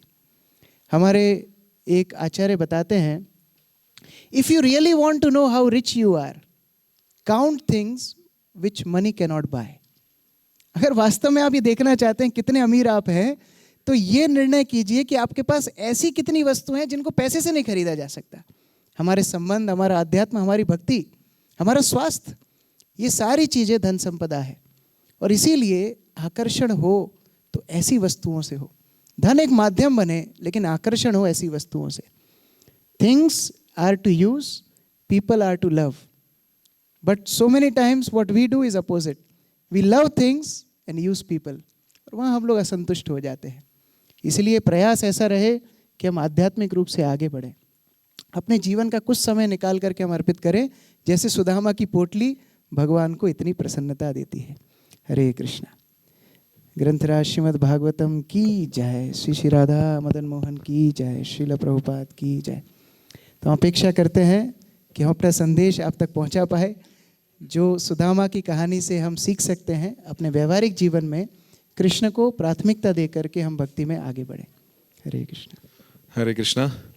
तो बहुत अच्छे रूप से प्रभु ने हमें बहुत बेसिक वैल्यूज़ को कितना अच्छे से आध्यात्म के साथ लपेट कर हमें खिलाया है। सबको डाइजेस्ट भी हो गया होगा अब तक। अभी कई लास्ट टाइम भी कई लोगों ने हमको बोला था कि हमको प्रश्न उत्तर में थोड़ा इंटरेस्ट आता है, वो मन में डाउट्स होते हैं, हम वो पूछना चाहते हैं, इसलिए हमने अलग से कुछ समय निकाला है। 2-3 प्रश्न आप लोग पूछ सकते हैं। अभी आप लोग प्रश्न पूछ सकते हैं। कोई है? Yes, okay. तो संदीप प्रभु बोलिए।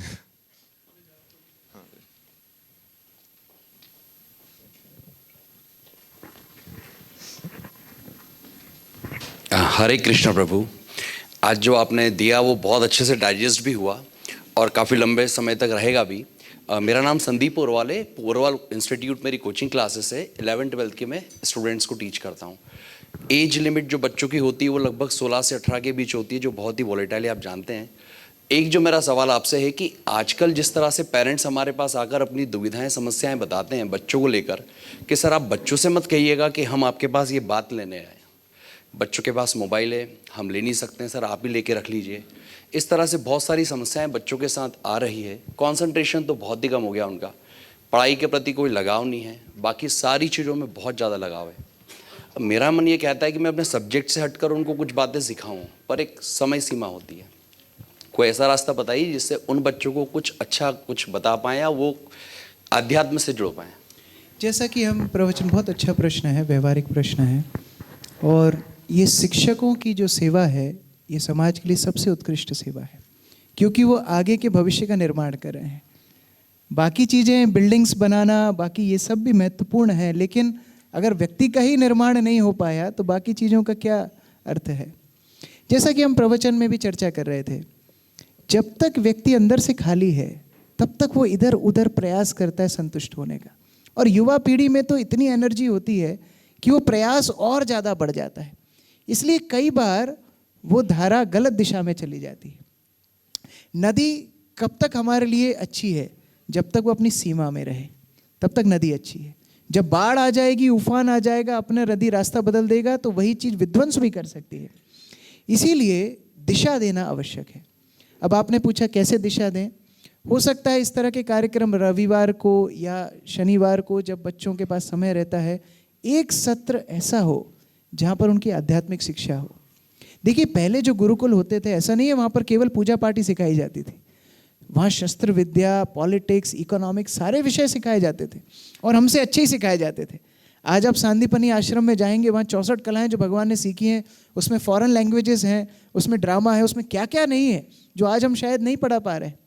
लेकिन उसके साथ साथ आध्यात्मिक शिक्षा भी दी जाती थी। ये आध्यात्मिक फाउंडेशन है।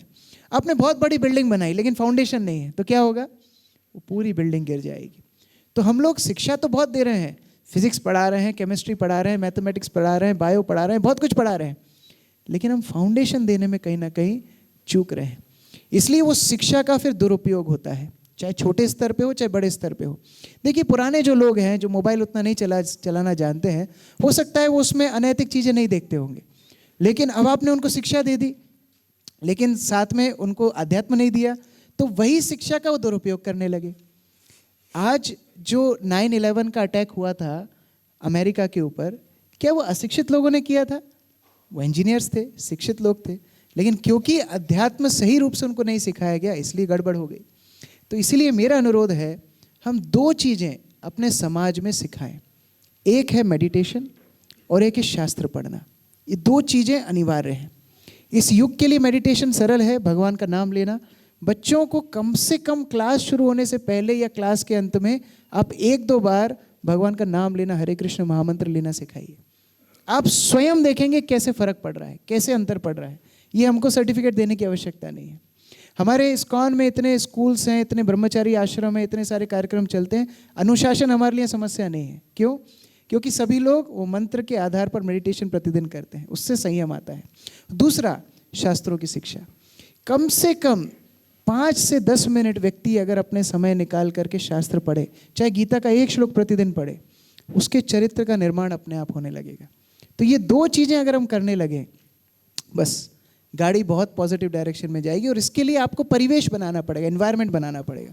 तो ऐसे कुछ सत्र हों, जो भी आप लोग एजुकेशनल इंस्टीट्यूट्स को ओन करते हैं, आप ऐसे कुछ कार्यक्रम वीकली या 2 वीक में एक बार या इवन मंथली ऐसे कुछ कार्यक्रम रखिए जहाँ पर आध्यात्म की चर्चा हो, ऐसे गुण उनको दिए जाए कि वो अपने जीवन में उसको संबल बना सके।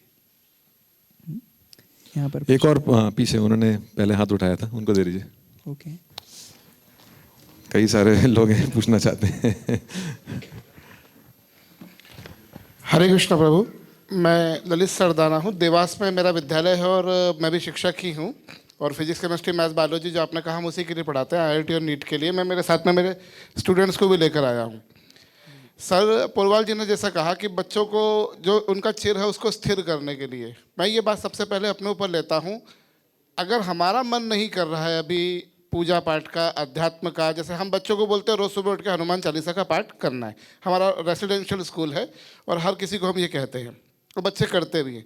पर मैं ये बात अपने ऊपर लागू करता हूँ कि अगर मेरा मन नहीं कर रहा, अभी भगवान में मेरा मन नहीं रम रहा है, कुछ समय ऐसा पहले था जिस समय मेरा मन बहुत रमता था, पर पिछले कुछ समय से मुझे ऐसा लगता है कि मेरा मन भगवान में रम नहीं पा रहा है, उस समय क्या मुझे वो पाठ करना चाहिए? या क्योंकि मैं बैठकर यहाँ पर हनुमानाष्टक पढ़ रहा हूँ, राम स्तुति पढ़ रहा हूँ, मन मेरा कहीं और जा रहा है। वेरी नाइस क्वेश्चन, बहुत ही अच्छा प्रश्न है। देखिए, आप स्वयं शिक्षक हैं। बच्चे अगर बोले मेरा मन नहीं कर रहा है तो आप क्या करेंगे? आप उस सब्जेक्ट को इतना इंटरेस्टिंग वे में सिखाएंगे कि बच्चे का मन लगे। यही तो शिक्षक करता है ना, जटिल से जटिल सब्जेक्ट को भी इतना इंटरेस्टिंग बना करके सिखाता है कि बच्चा उसको डाइजेस्ट करे, उसको अपनाए और सीख जाए। उसी प्रकार से हम आध्यात्मिक मार्ग में हम बच्चे हैं, ये हमको स्वीकार करना होगा। तो हमें भी ऐसा मार्गदर्शन आध्यात्मिक जगत में चाहिए, आध्यात्मिक मार्ग में चाहिए, जो हमको आध्यात्म के पीछे का साइंस समझाए। जैसे आप इस तरह के कार्यक्रम में आए हैं, अभी सुदामा की कहानी आपने बहुत बार सुनी, लेकिन जब हम प्रॉपर प्रमाणित स्रोत से सुनते हैं तो उसकी बात ही कुछ अलग होती है। उसी प्रकार से ऐसे कुछ कार्यक्रम हो जो हमें आध्यात्म के पीछे का विज्ञान बताएं, उनका कारण बताएं। ठीक है, सुबह उठ करके पाठ करना है तो क्यों करना चाहिए ये बताएं, इसके पीछे मतलब क्या है, व्यवहारिक इसका इस्तेमाल क्या है। जब ये शिक्षा हमें मिलेगी ना तो हम और ज़्यादा उत्साह से उसका पालन कर पाएंगे। तो जैसे हम बच्चों को प्रशिक्षण दे रहे हैं, हमें भी प्रशिक्षण की ज़रूरत है। इसलिए बोलते हैं one time student, student forever. हर व्यक्ति स्टूडेंट है और पूरा जीवन स्टूडेंट रहेगा। अर्जुन जैसा व्यक्ति भी भगवान को बोलता है शिष्यस्तेहम शादिमाम ताम प्रपन्नम। मैं भगवान यद्यपि धनुर्धर हूँ, मेरे हाथ से धनुष छूटा जा रहा है, मैं क्षत्रिय हूँ, लेकिन मेरी बुद्धि विभ्रमित हो रही है कि मेरा धर्म अभी क्या है, तो आप मुझे प्रशिक्षण दीजिए। और वही प्रशिक्षण भगवत गीता के रूप में हम पढ़ते हैं। तो ऐसा मार्गदर्शन की हमें आवश्यकता है। आध्यात्मिक एक गंभीर विषय है जिसके लिए हमारे पास ऐसे मार्गदर्शक हों, संगति हो, जो हमें आध्यात्मिक व्यवहारिक रूप से सिखा पाएँ। दुर्भाग्य यह है कि हर चीज़ के लिए हमारा एक्सपर्ट होता है। मान लो ये झूमर काम करना बंद कर दे, आप में से कौन वॉलंटियर करेंगे झूमर को सही करने के लिए? हाथ खड़ा कीजिए। कोई नहीं करेंगे। अरे उसके लिए टेक्नीशियन को बुलाना पड़ेगा ना। माइक सिस्टम काम नहीं करे, उसके लिए एक टेक्नीशियन है, उसके लिए एक स्पेशलाइज्ड व्यक्ति है। कोई भी व्यक्ति हर क्षेत्र में स्पेशलाइज नहीं होता है, एक क्षेत्र एक व्यक्ति का होता है। लेकिन जब अध्यात्म की बात आती है, चलो गूगल से सीख लेता हूँ, चलो किताब खरीद के लाता हूँ, उससे सीख लेता हूँ। ठेले वाला व्यक्ति भी अपना विज्ञान देने लगता है। हर क्षेत्र के एक्सपर्ट्स हैं, उनसे अगर मार्गदर्शन लेंगे हम भी ठीक से समझ पाएंगे और बच्चों को भी उस प्रकार प्रेरणा दे पाएंगे। ठीक है, थैंक यू। आगे प्रश्न है। नमस्कार प्रभु जी, मैं यहाँ विक्रम विश्वविद्यालय में प्रोफेसर हूँ, बिजनेस मैनेजमेंट डिपार्टमेंट में। मेरा प्रश्न ये है, अभी आप कह रहे हैं कि आप प्रभु के पास जाएंगे तो वो और जल्दी आपसे मिलने को उत्सुक है। मेरा कोई ये क्वेश्चन समझ में नहीं आता कि प्रभु ने हमको अपने से अलग क्यों किया, वो वापस हमको क्यों बुलाता है अपने आप, वेरी गुड वो क्वेश्चन। अपने पास ही क्यों नहीं रखता है हमें, और ये सब बहुत क्या ही अच्छा खेल प्रश्न। खिलवा रहा है वो जो है, ये बहुत प्रश्न। बहुत सुंदर प्रश्न है। आपके बच्चे हैं? जी एक। कितने बच्चे हैं? एक बच्चा है।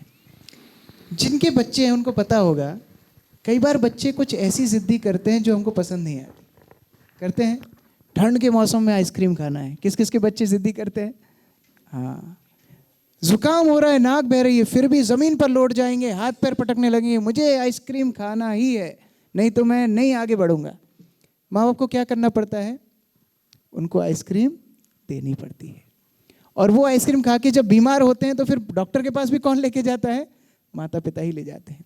उसी प्रकार से हम भगवान के साथ ही थे, हम भगवान के साथ ही थे, लेकिन हम जिद्दी करते हैं नहीं मुझे आपसे दूर जाना है, अलग जाना है, स्वतंत्र रूप से मुझे स्वतंत्र रूप से एंजॉय करना है।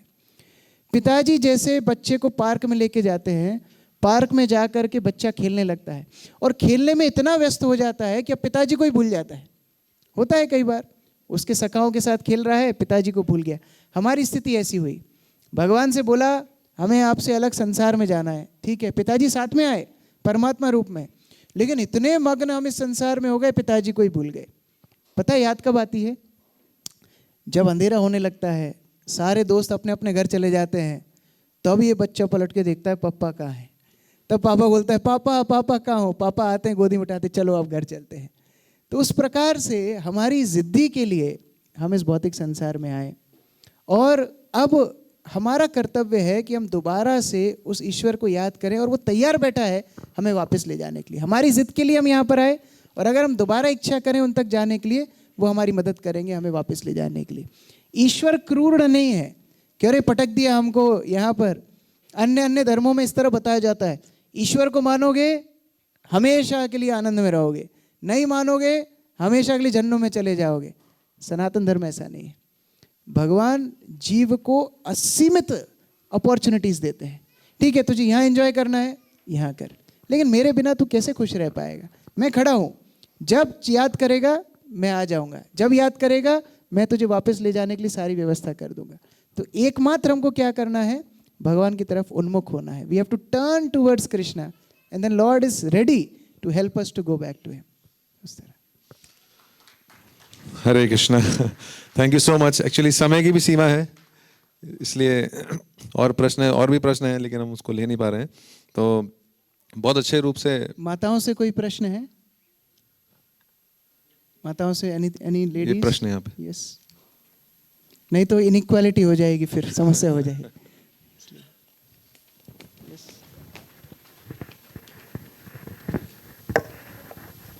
वैसे मेरा प्रश्न कोई इतना ना पूछने लायक नहीं है, लेकिन फिर भी मेरे मन में एक शंका रहती है कि जैसे श्री कृष्ण तो तीनों त्रिभुवन के स्वामी थे, वो तो उनको तो किसी बात की कमी नहीं थी, और वो चाहे जो कुछ कर सकते थे। फिर भी जब सुदामा 3 मुट्ठी चावल लेके गया, खिचड़ी लेके गया, तो उन्होंने पहली मुट्ठी खा ली, दूसरी खिचड़ी खा ली, तीसरे के समय रुक्मिणी ने क्यों हाथ पकड़ा उसका? मैं उसका उत्तर दिया था बीच में। कई लोग बोलते हैं अरे भगवान तीनों लोग दे देते तो बेचारे दरिद्र हो जाते। ऐसा कुछ नहीं था। भगवान के घर में इतनी कमी नहीं है कि अपने बच्चों को ही नहीं दे पाए। रुक्मिणी ने इसलिए रोका, अरे घर में कोई मिठाई आई है, अकेले खा जाओगे? अगर घर में आप मिठाई का डब्बा आया, आप अकेले खा जाए तो आपके परिवार के लोग थोड़ी खुश होंगे। लेकिन रुक्मिणी चाहती थी मैं भी आस्वादन करूं, तो वो जो चावल लिया वो सारी रानियों ने बांट करके खाया सुदामा के प्रेम को। नहीं, लेकिन उसको, रुक्मिणी को तो ये मालूम था कि कृष्ण सब कुछ कर सकते हैं क्या, तो फिर उसने क्यों रोका उसके लिए? मैं उत्तर समझा पा रहा हूँ। रुक्मिणी ने इसलिए रोका क्योंकि उनको लोभ था हम भी इस प्रेम का आस्वादन करें। पूरा ही भगवान खा जाएंगे तो हम कैसे प्रेम का आस्वादन करेंगे? मान लो आपने भगवान को भोग लगाया, आपने पर्दा खोला, लड्डू गायब, कई लोग खुश नहीं होंगे इससे। अरे प्रसाद तो छोड़ देते थोड़ा सा। तो उसी प्रकार रुक्मिणी सोच रही थी अरे थोड़ा हमको भी तो मिल जाए, हम भी तो उसका आनंद उठाएं, इसलिए रोका। नहीं तो उसको तो सब कुछ मिला ही हुआ था, और मिलेगा भी। उसको ये आशा थी कि भाई मेरा पति त्रिभुवन का स्वामी है तो मेरे को सब कुछ मिलेगा। लेकिन मान लीजिए आप प्रधानमंत्री की माता हैं, आप प्रधानमंत्री की माता हैं, 2 मिनट के लिए सोच लीजिए, ठीक है? आप प्रधानमंत्री की माँ हैं, ऐसा सोच लीजिए। प्रधानमंत्री की माँ हो ऐसा सोच लो। आप ऐसा सोचिए कि आप प्रधानमंत्री की माता हैं, ऐसा सोचिए। सोचना भी मुश्किल है एक्चुअली कि हम प्रधानमंत्री की माता हैं। मान लीजिए आप पूरी दुनिया के राजा की माता हैं, ठीक है? आपको महल मिलेगा, आपको गाड़ी मिलेगी, नौकर चाकर मिलेंगे, सब कुछ मिलेंगे, लेकिन आपका बेटा आपसे बात नहीं करता है, आप खुश रहोगे? बिल्कुल नहीं, बिल्कुल नहीं रहोगे। उसी तरह रुक्मिणी के पास महल है, सब कुछ है, लेकिन जो एक भक्त और भगवान का जो रिश्ता है उसका स्वाद रुक्मिणी चखना चाहती है, इसलिए सुदामा के चावल। ठीक है, हरे कृष्ण। तो बहुत बहुत धन्यवाद। आप लोग इतने धैर्य के साथ यहाँ पर बैठे थे, सुन रहे थे। आप सब बड़े बड़े शिक्षक हैं, लेकिन शिक्षक आज विद्यार्थी बन करके बैठे हुए हैं, तो बहुत संयम है। बहुत बहुत धन्यवाद। हरे कृष्ण। तो श्रीपाद कृष्ण किशोर प्रभु ये सेशन के लिए भी बुलाने के लिए बहुत मेहनत करना पड़ता है, क्योंकि प्रभु इतना ट्रैवल कर रहे हैं, पूरे वर्ल्ड वाइड ट्रैवल कर रहे हैं, सेशन देते हैं और बहुत लोग उनसे इंस्पायर होते हैं। आप सबको ये फीलिंग ऑलरेडी आया होगा, कितना इंस्पिरेशनल सेशन था। मतलब मेरे को बहुत इंस्पिरेशन मिला, खासकर ये जान के किस प्रकार से हम भगवान से हमेशा मांगने के लिए जाते हैं, लेकिन हमें भगवान के लिए कुछ करना चाहिए। ये मुझे बात बहुत अच्छा लगा सेशन के अंदर। आप सबको कुछ ना कुछ अच्छा लगा ही होगा, तो प्रभु को एक बार धन्यवाद देते हुए जोर से एक बार तालियां बजाते हैं। और मैं एक चीज़ शेयर करना चाहता हूँ। हम लोग ये प्रोग्राम पिछले एक डेढ़ साल से कर रहे हैं, और जितने भी प्रोग्राम्स होते हैं उसमें आप सब लोग आते हैं, लेकिन कभी कभी कुछ लोग थोड़ा लेट आते हैं। आज के प्रोग्राम में मैंने एक अद्भुत फिनोमिना देखा कि सब लोग समय पे आए, और इतना अच्छा लगा मुझे देखकर कि मतलब सबको इंटरेस्ट भी आ रहा है। तो आप सबके लिए एक बार आप लोग ताली बजा दीजिए। हरे कृष्णा। तो हमारे बीच में दो स्पेशल गेस्ट आए हैं, तो मैं उनका नाम लेकर उनको वेलकम करना चाहूँगा, उनको थैंक्स बोलना चाहूँगा। एक हैं श्री केदारनाथ महापात्रा जी, जो कि बैंक नोट प्रेस देवास के मैनेजर हैं और हेड हैं। हरे कृष्णा। और इसके अलावा हमारे साथ मेडिकैप्स यूनिवर्सिटी के वाइस चांसलर हैं doctor DK Patnaik sir. Hare Krishna. Thank you so much, आप दोनों को बहुत बहुत धन्यवाद, आप लोग यहाँ पर आए हैं प्रोग्राम के अंदर। अभी हम लोग हर प्रोग्राम में, हमसे कई लोग यहाँ जुड़े हैं जो रेगुलर आ रहे हैं प्रोग्राम में, उनको ये प्रोग्राम बहुत अच्छा लगता है। तो हम लोग एक व्यक्ति को रिक्वेस्ट करते हैं कि वो स्टेज पे आके इस प्रोग्राम के बारे में अपनी फीलिंग्स को वो शेयर करें 2 मिनट के लिए, 2-3 मिनट के लिए। तो आज हमारे बीच में हैं प्रदीप छाछर प्रभु, जो कि एक विख्यात CA हैं उज्जैन में। ये प्रोग्राम उनको बहुत पसंद है, पिछले 1 साल से वो लगातार यहाँ पर आ रहे हैं, तो उनसे हम रिक्वेस्ट करेंगे 2 मिनट के लिए प्रभु। हरे कृष्ण। मैं पिछले साल दिसंबर एंड में ही जुड़ा था। मन में विचार आया था कि मंगला आरती अटेंड करूं मेरे बर्थडे के दिन। मेरा संपर्क हुआ, मैं आया सुबह 4:15 साढ़े 4 के लगभग, और तब से निरंतर हर संडे आने की कोशिश करता हूं मैं। मुझे कीर्तन बहुत अच्छा लगता है, और मंदिर का जो हॉल है वहाँ के वाइब्रेशंस बहुत पॉजिटिव लगते हैं। मैं जिस प्रोफेशन में हूँ, मैं बहुत चैलेंजिंग है ये आज के ज़माने में।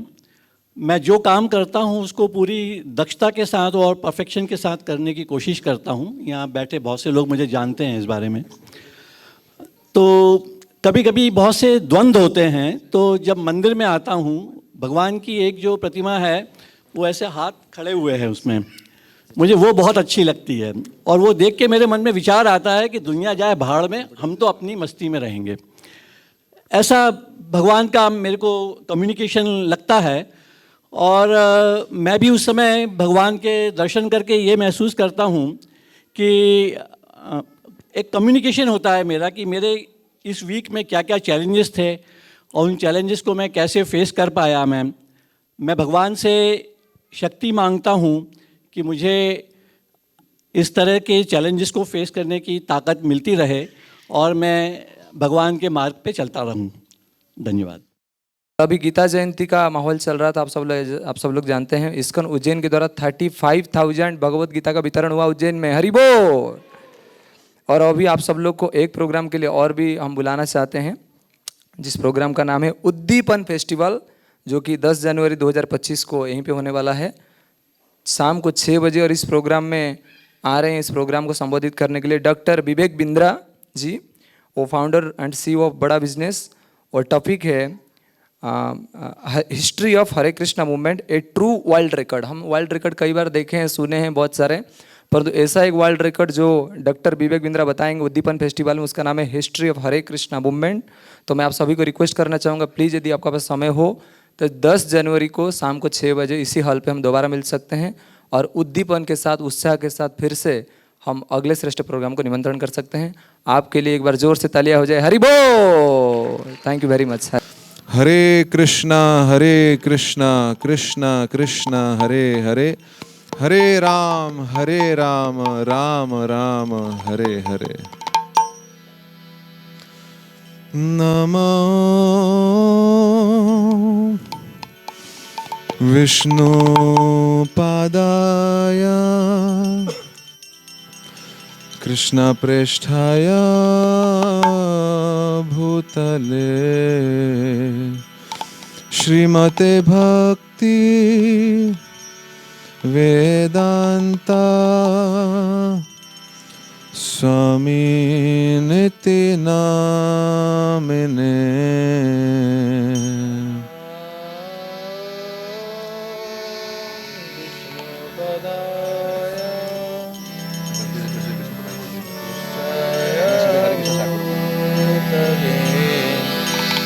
श्रीमते भक्ति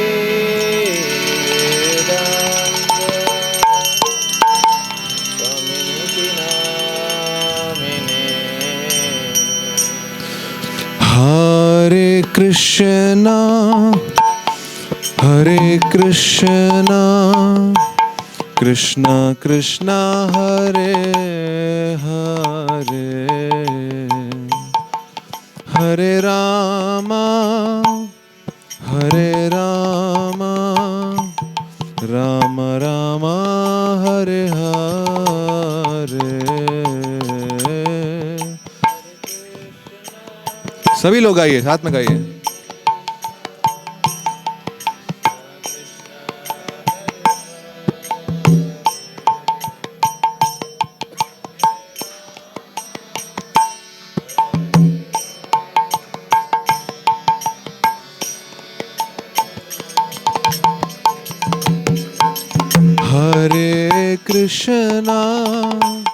हरे कृष्णा कृष्णा कृष्णा हरे हरे, हरे रामा राम राम हरे हरे। हृदय से गाइए, सभी लोग गाइए।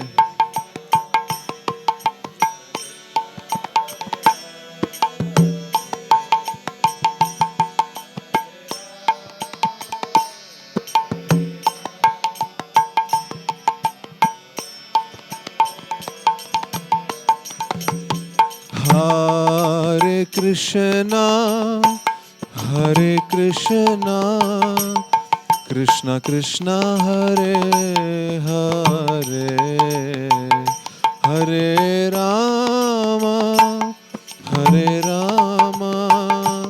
राम राम हरे हरे।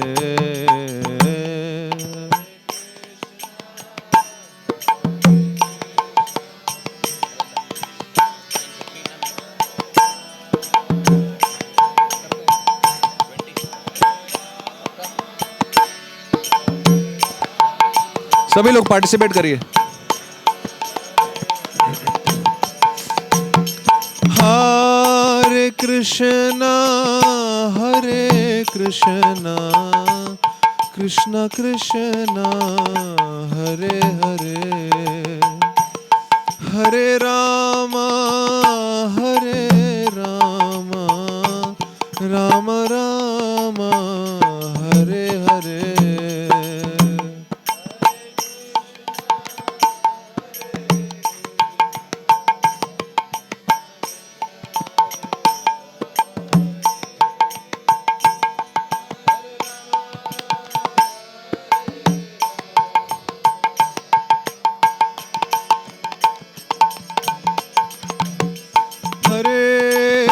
कृष्णा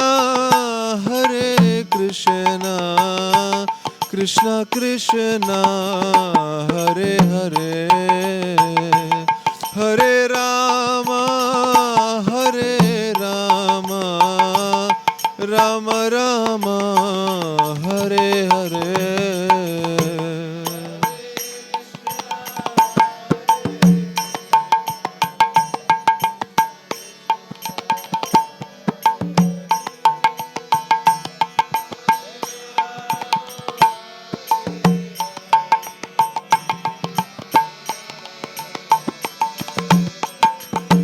हरे कृष्णा कृष्णा कृष्णा हरे हरे, हरे रामा राम राम हरे हरे।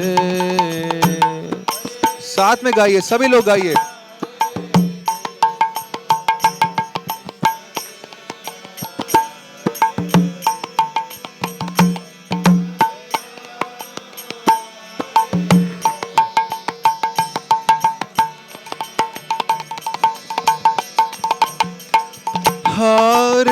कृष्णा हरे कृष्णा कृष्णा कृष्णा हरे हरे हरे राम राम राम हरे हरे। दिल से गाइए।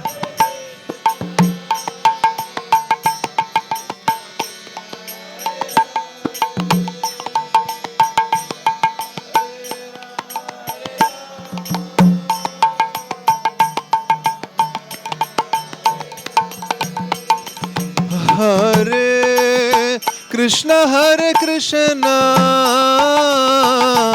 कृष्णा कृष्णा हरे हरे हरे राम राम राम हरे हरे।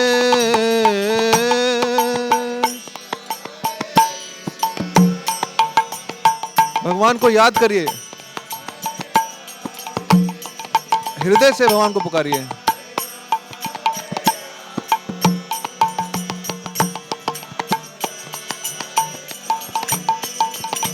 हरे कृष्णा कृष्णा कृष्णा हरे हरे हरे राम राम राम हरे हरे।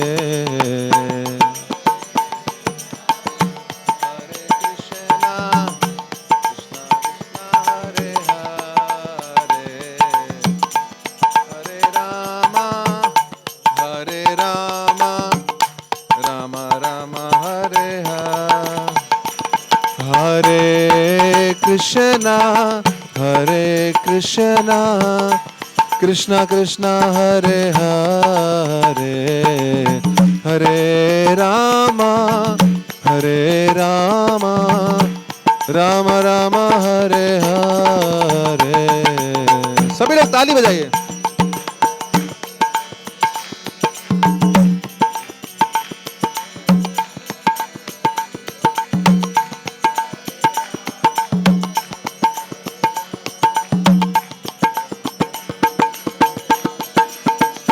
हरे कृष्णा कृष्णा कृष्णा हरे हरे हरे राम राम राम हरे हरे।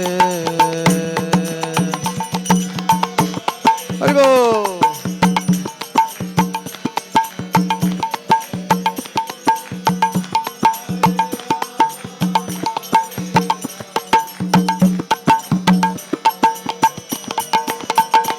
हरे कृष्णा कृष्णा कृष्णा हरे हरे हरे राम राम राम हरे हरे। आप लोग नृत्य भी कर सकते हैं, भगवान के लिए डांस करना चाहिए।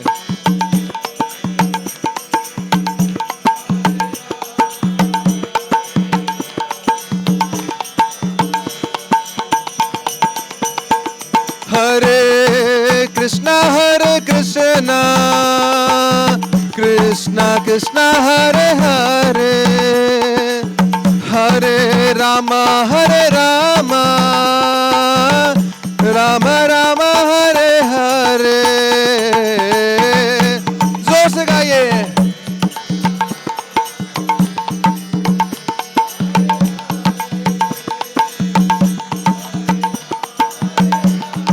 तालियों की आवाज नहीं आ रही है। हरे कृष्णा कृष्णा कृष्णा हरे हरे हरे राम राम राम हरे हरे।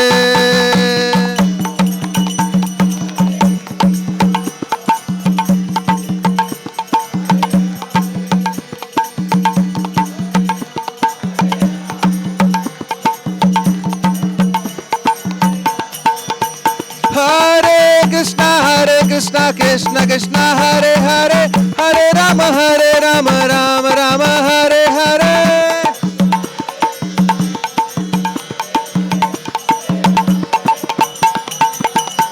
हरे कृष्ण कृष्ण कृष्ण हरे हरे हरे राम राम राम हरे हरे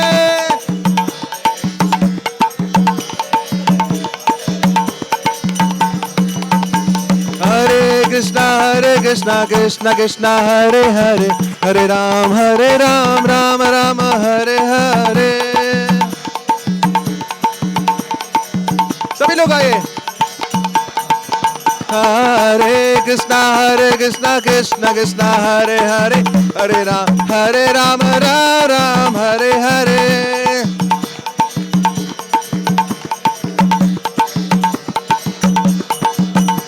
हरे कृष्ण कृष्ण कृष्ण हरे हरे हरे राम राम हरे हरे।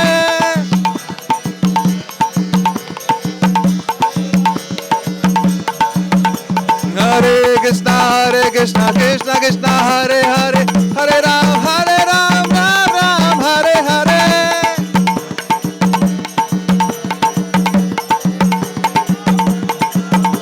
हरे कृष्ण कृष्ण कृष्ण हरे हरे हरे राम राम हरे हरे।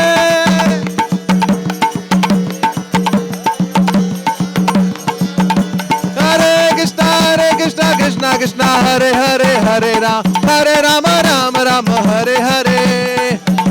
कितना आनंद में सब लोग। हरे कृष्ण कृष्ण कृष्ण हरे हरे हरे राम राम हरे हरे।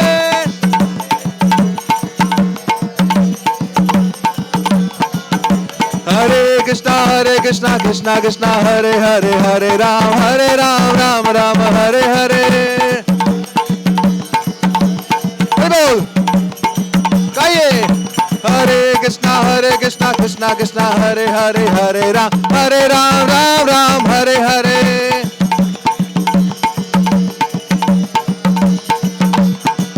हरे कृष्ण कृष्ण कृष्ण हरे हरे हरे राम राम हरे हरे।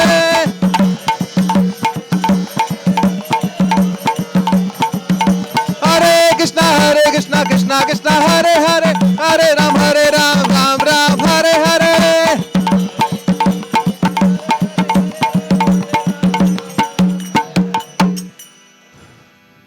अभी सब लोग दोनों हाथ ऊपर करेंगे और मेरे साथ में गाएंगे। दोनों हाथ सब लोग ऊपर करिए।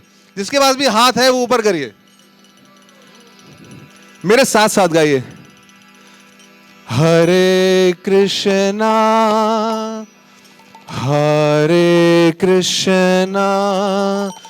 कृष्णा कृष्णा हरे हरे हरे रामा राम राम हरे हरे। हरे कृष्णा कृष्णा कृष्णा हरे हरे हरे राम राम राम हरे हरे। साथ में हरे कृष्णा कृष्णा कृष्णा हरे हरे हरे राम राम राम हरे हरे। हरे कृष्णा कृष्णा कृष्णा हरे हरे हरे राम राम राम हरे हरे। सभी गाइए।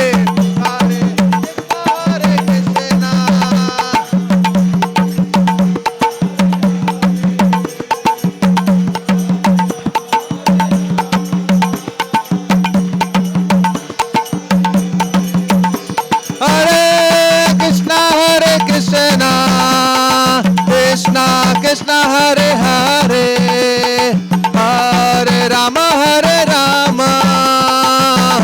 राम राम हरे हरे।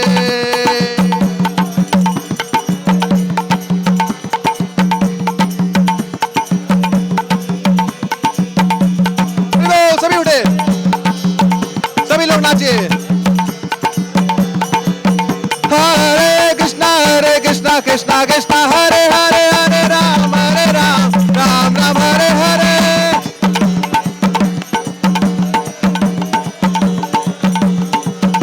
हरे कृष्णा कृष्णा कृष्णा हरे हरे हरे राम राम राम हरे हरे।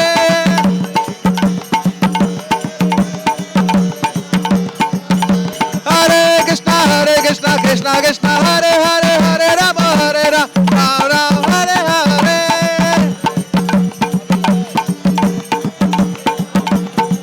हरे कृष्णा कृष्णा कृष्णा हरे हरे हरे राम राम हरे हरे।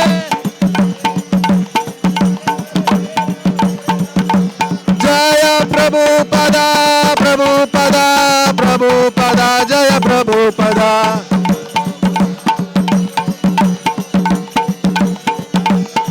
जय प्रभुपदा प्रभुपदा प्रभुपदा जय प्रभुपदा।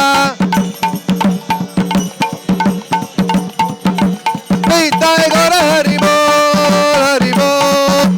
बोल निताय गौर हरि बोल।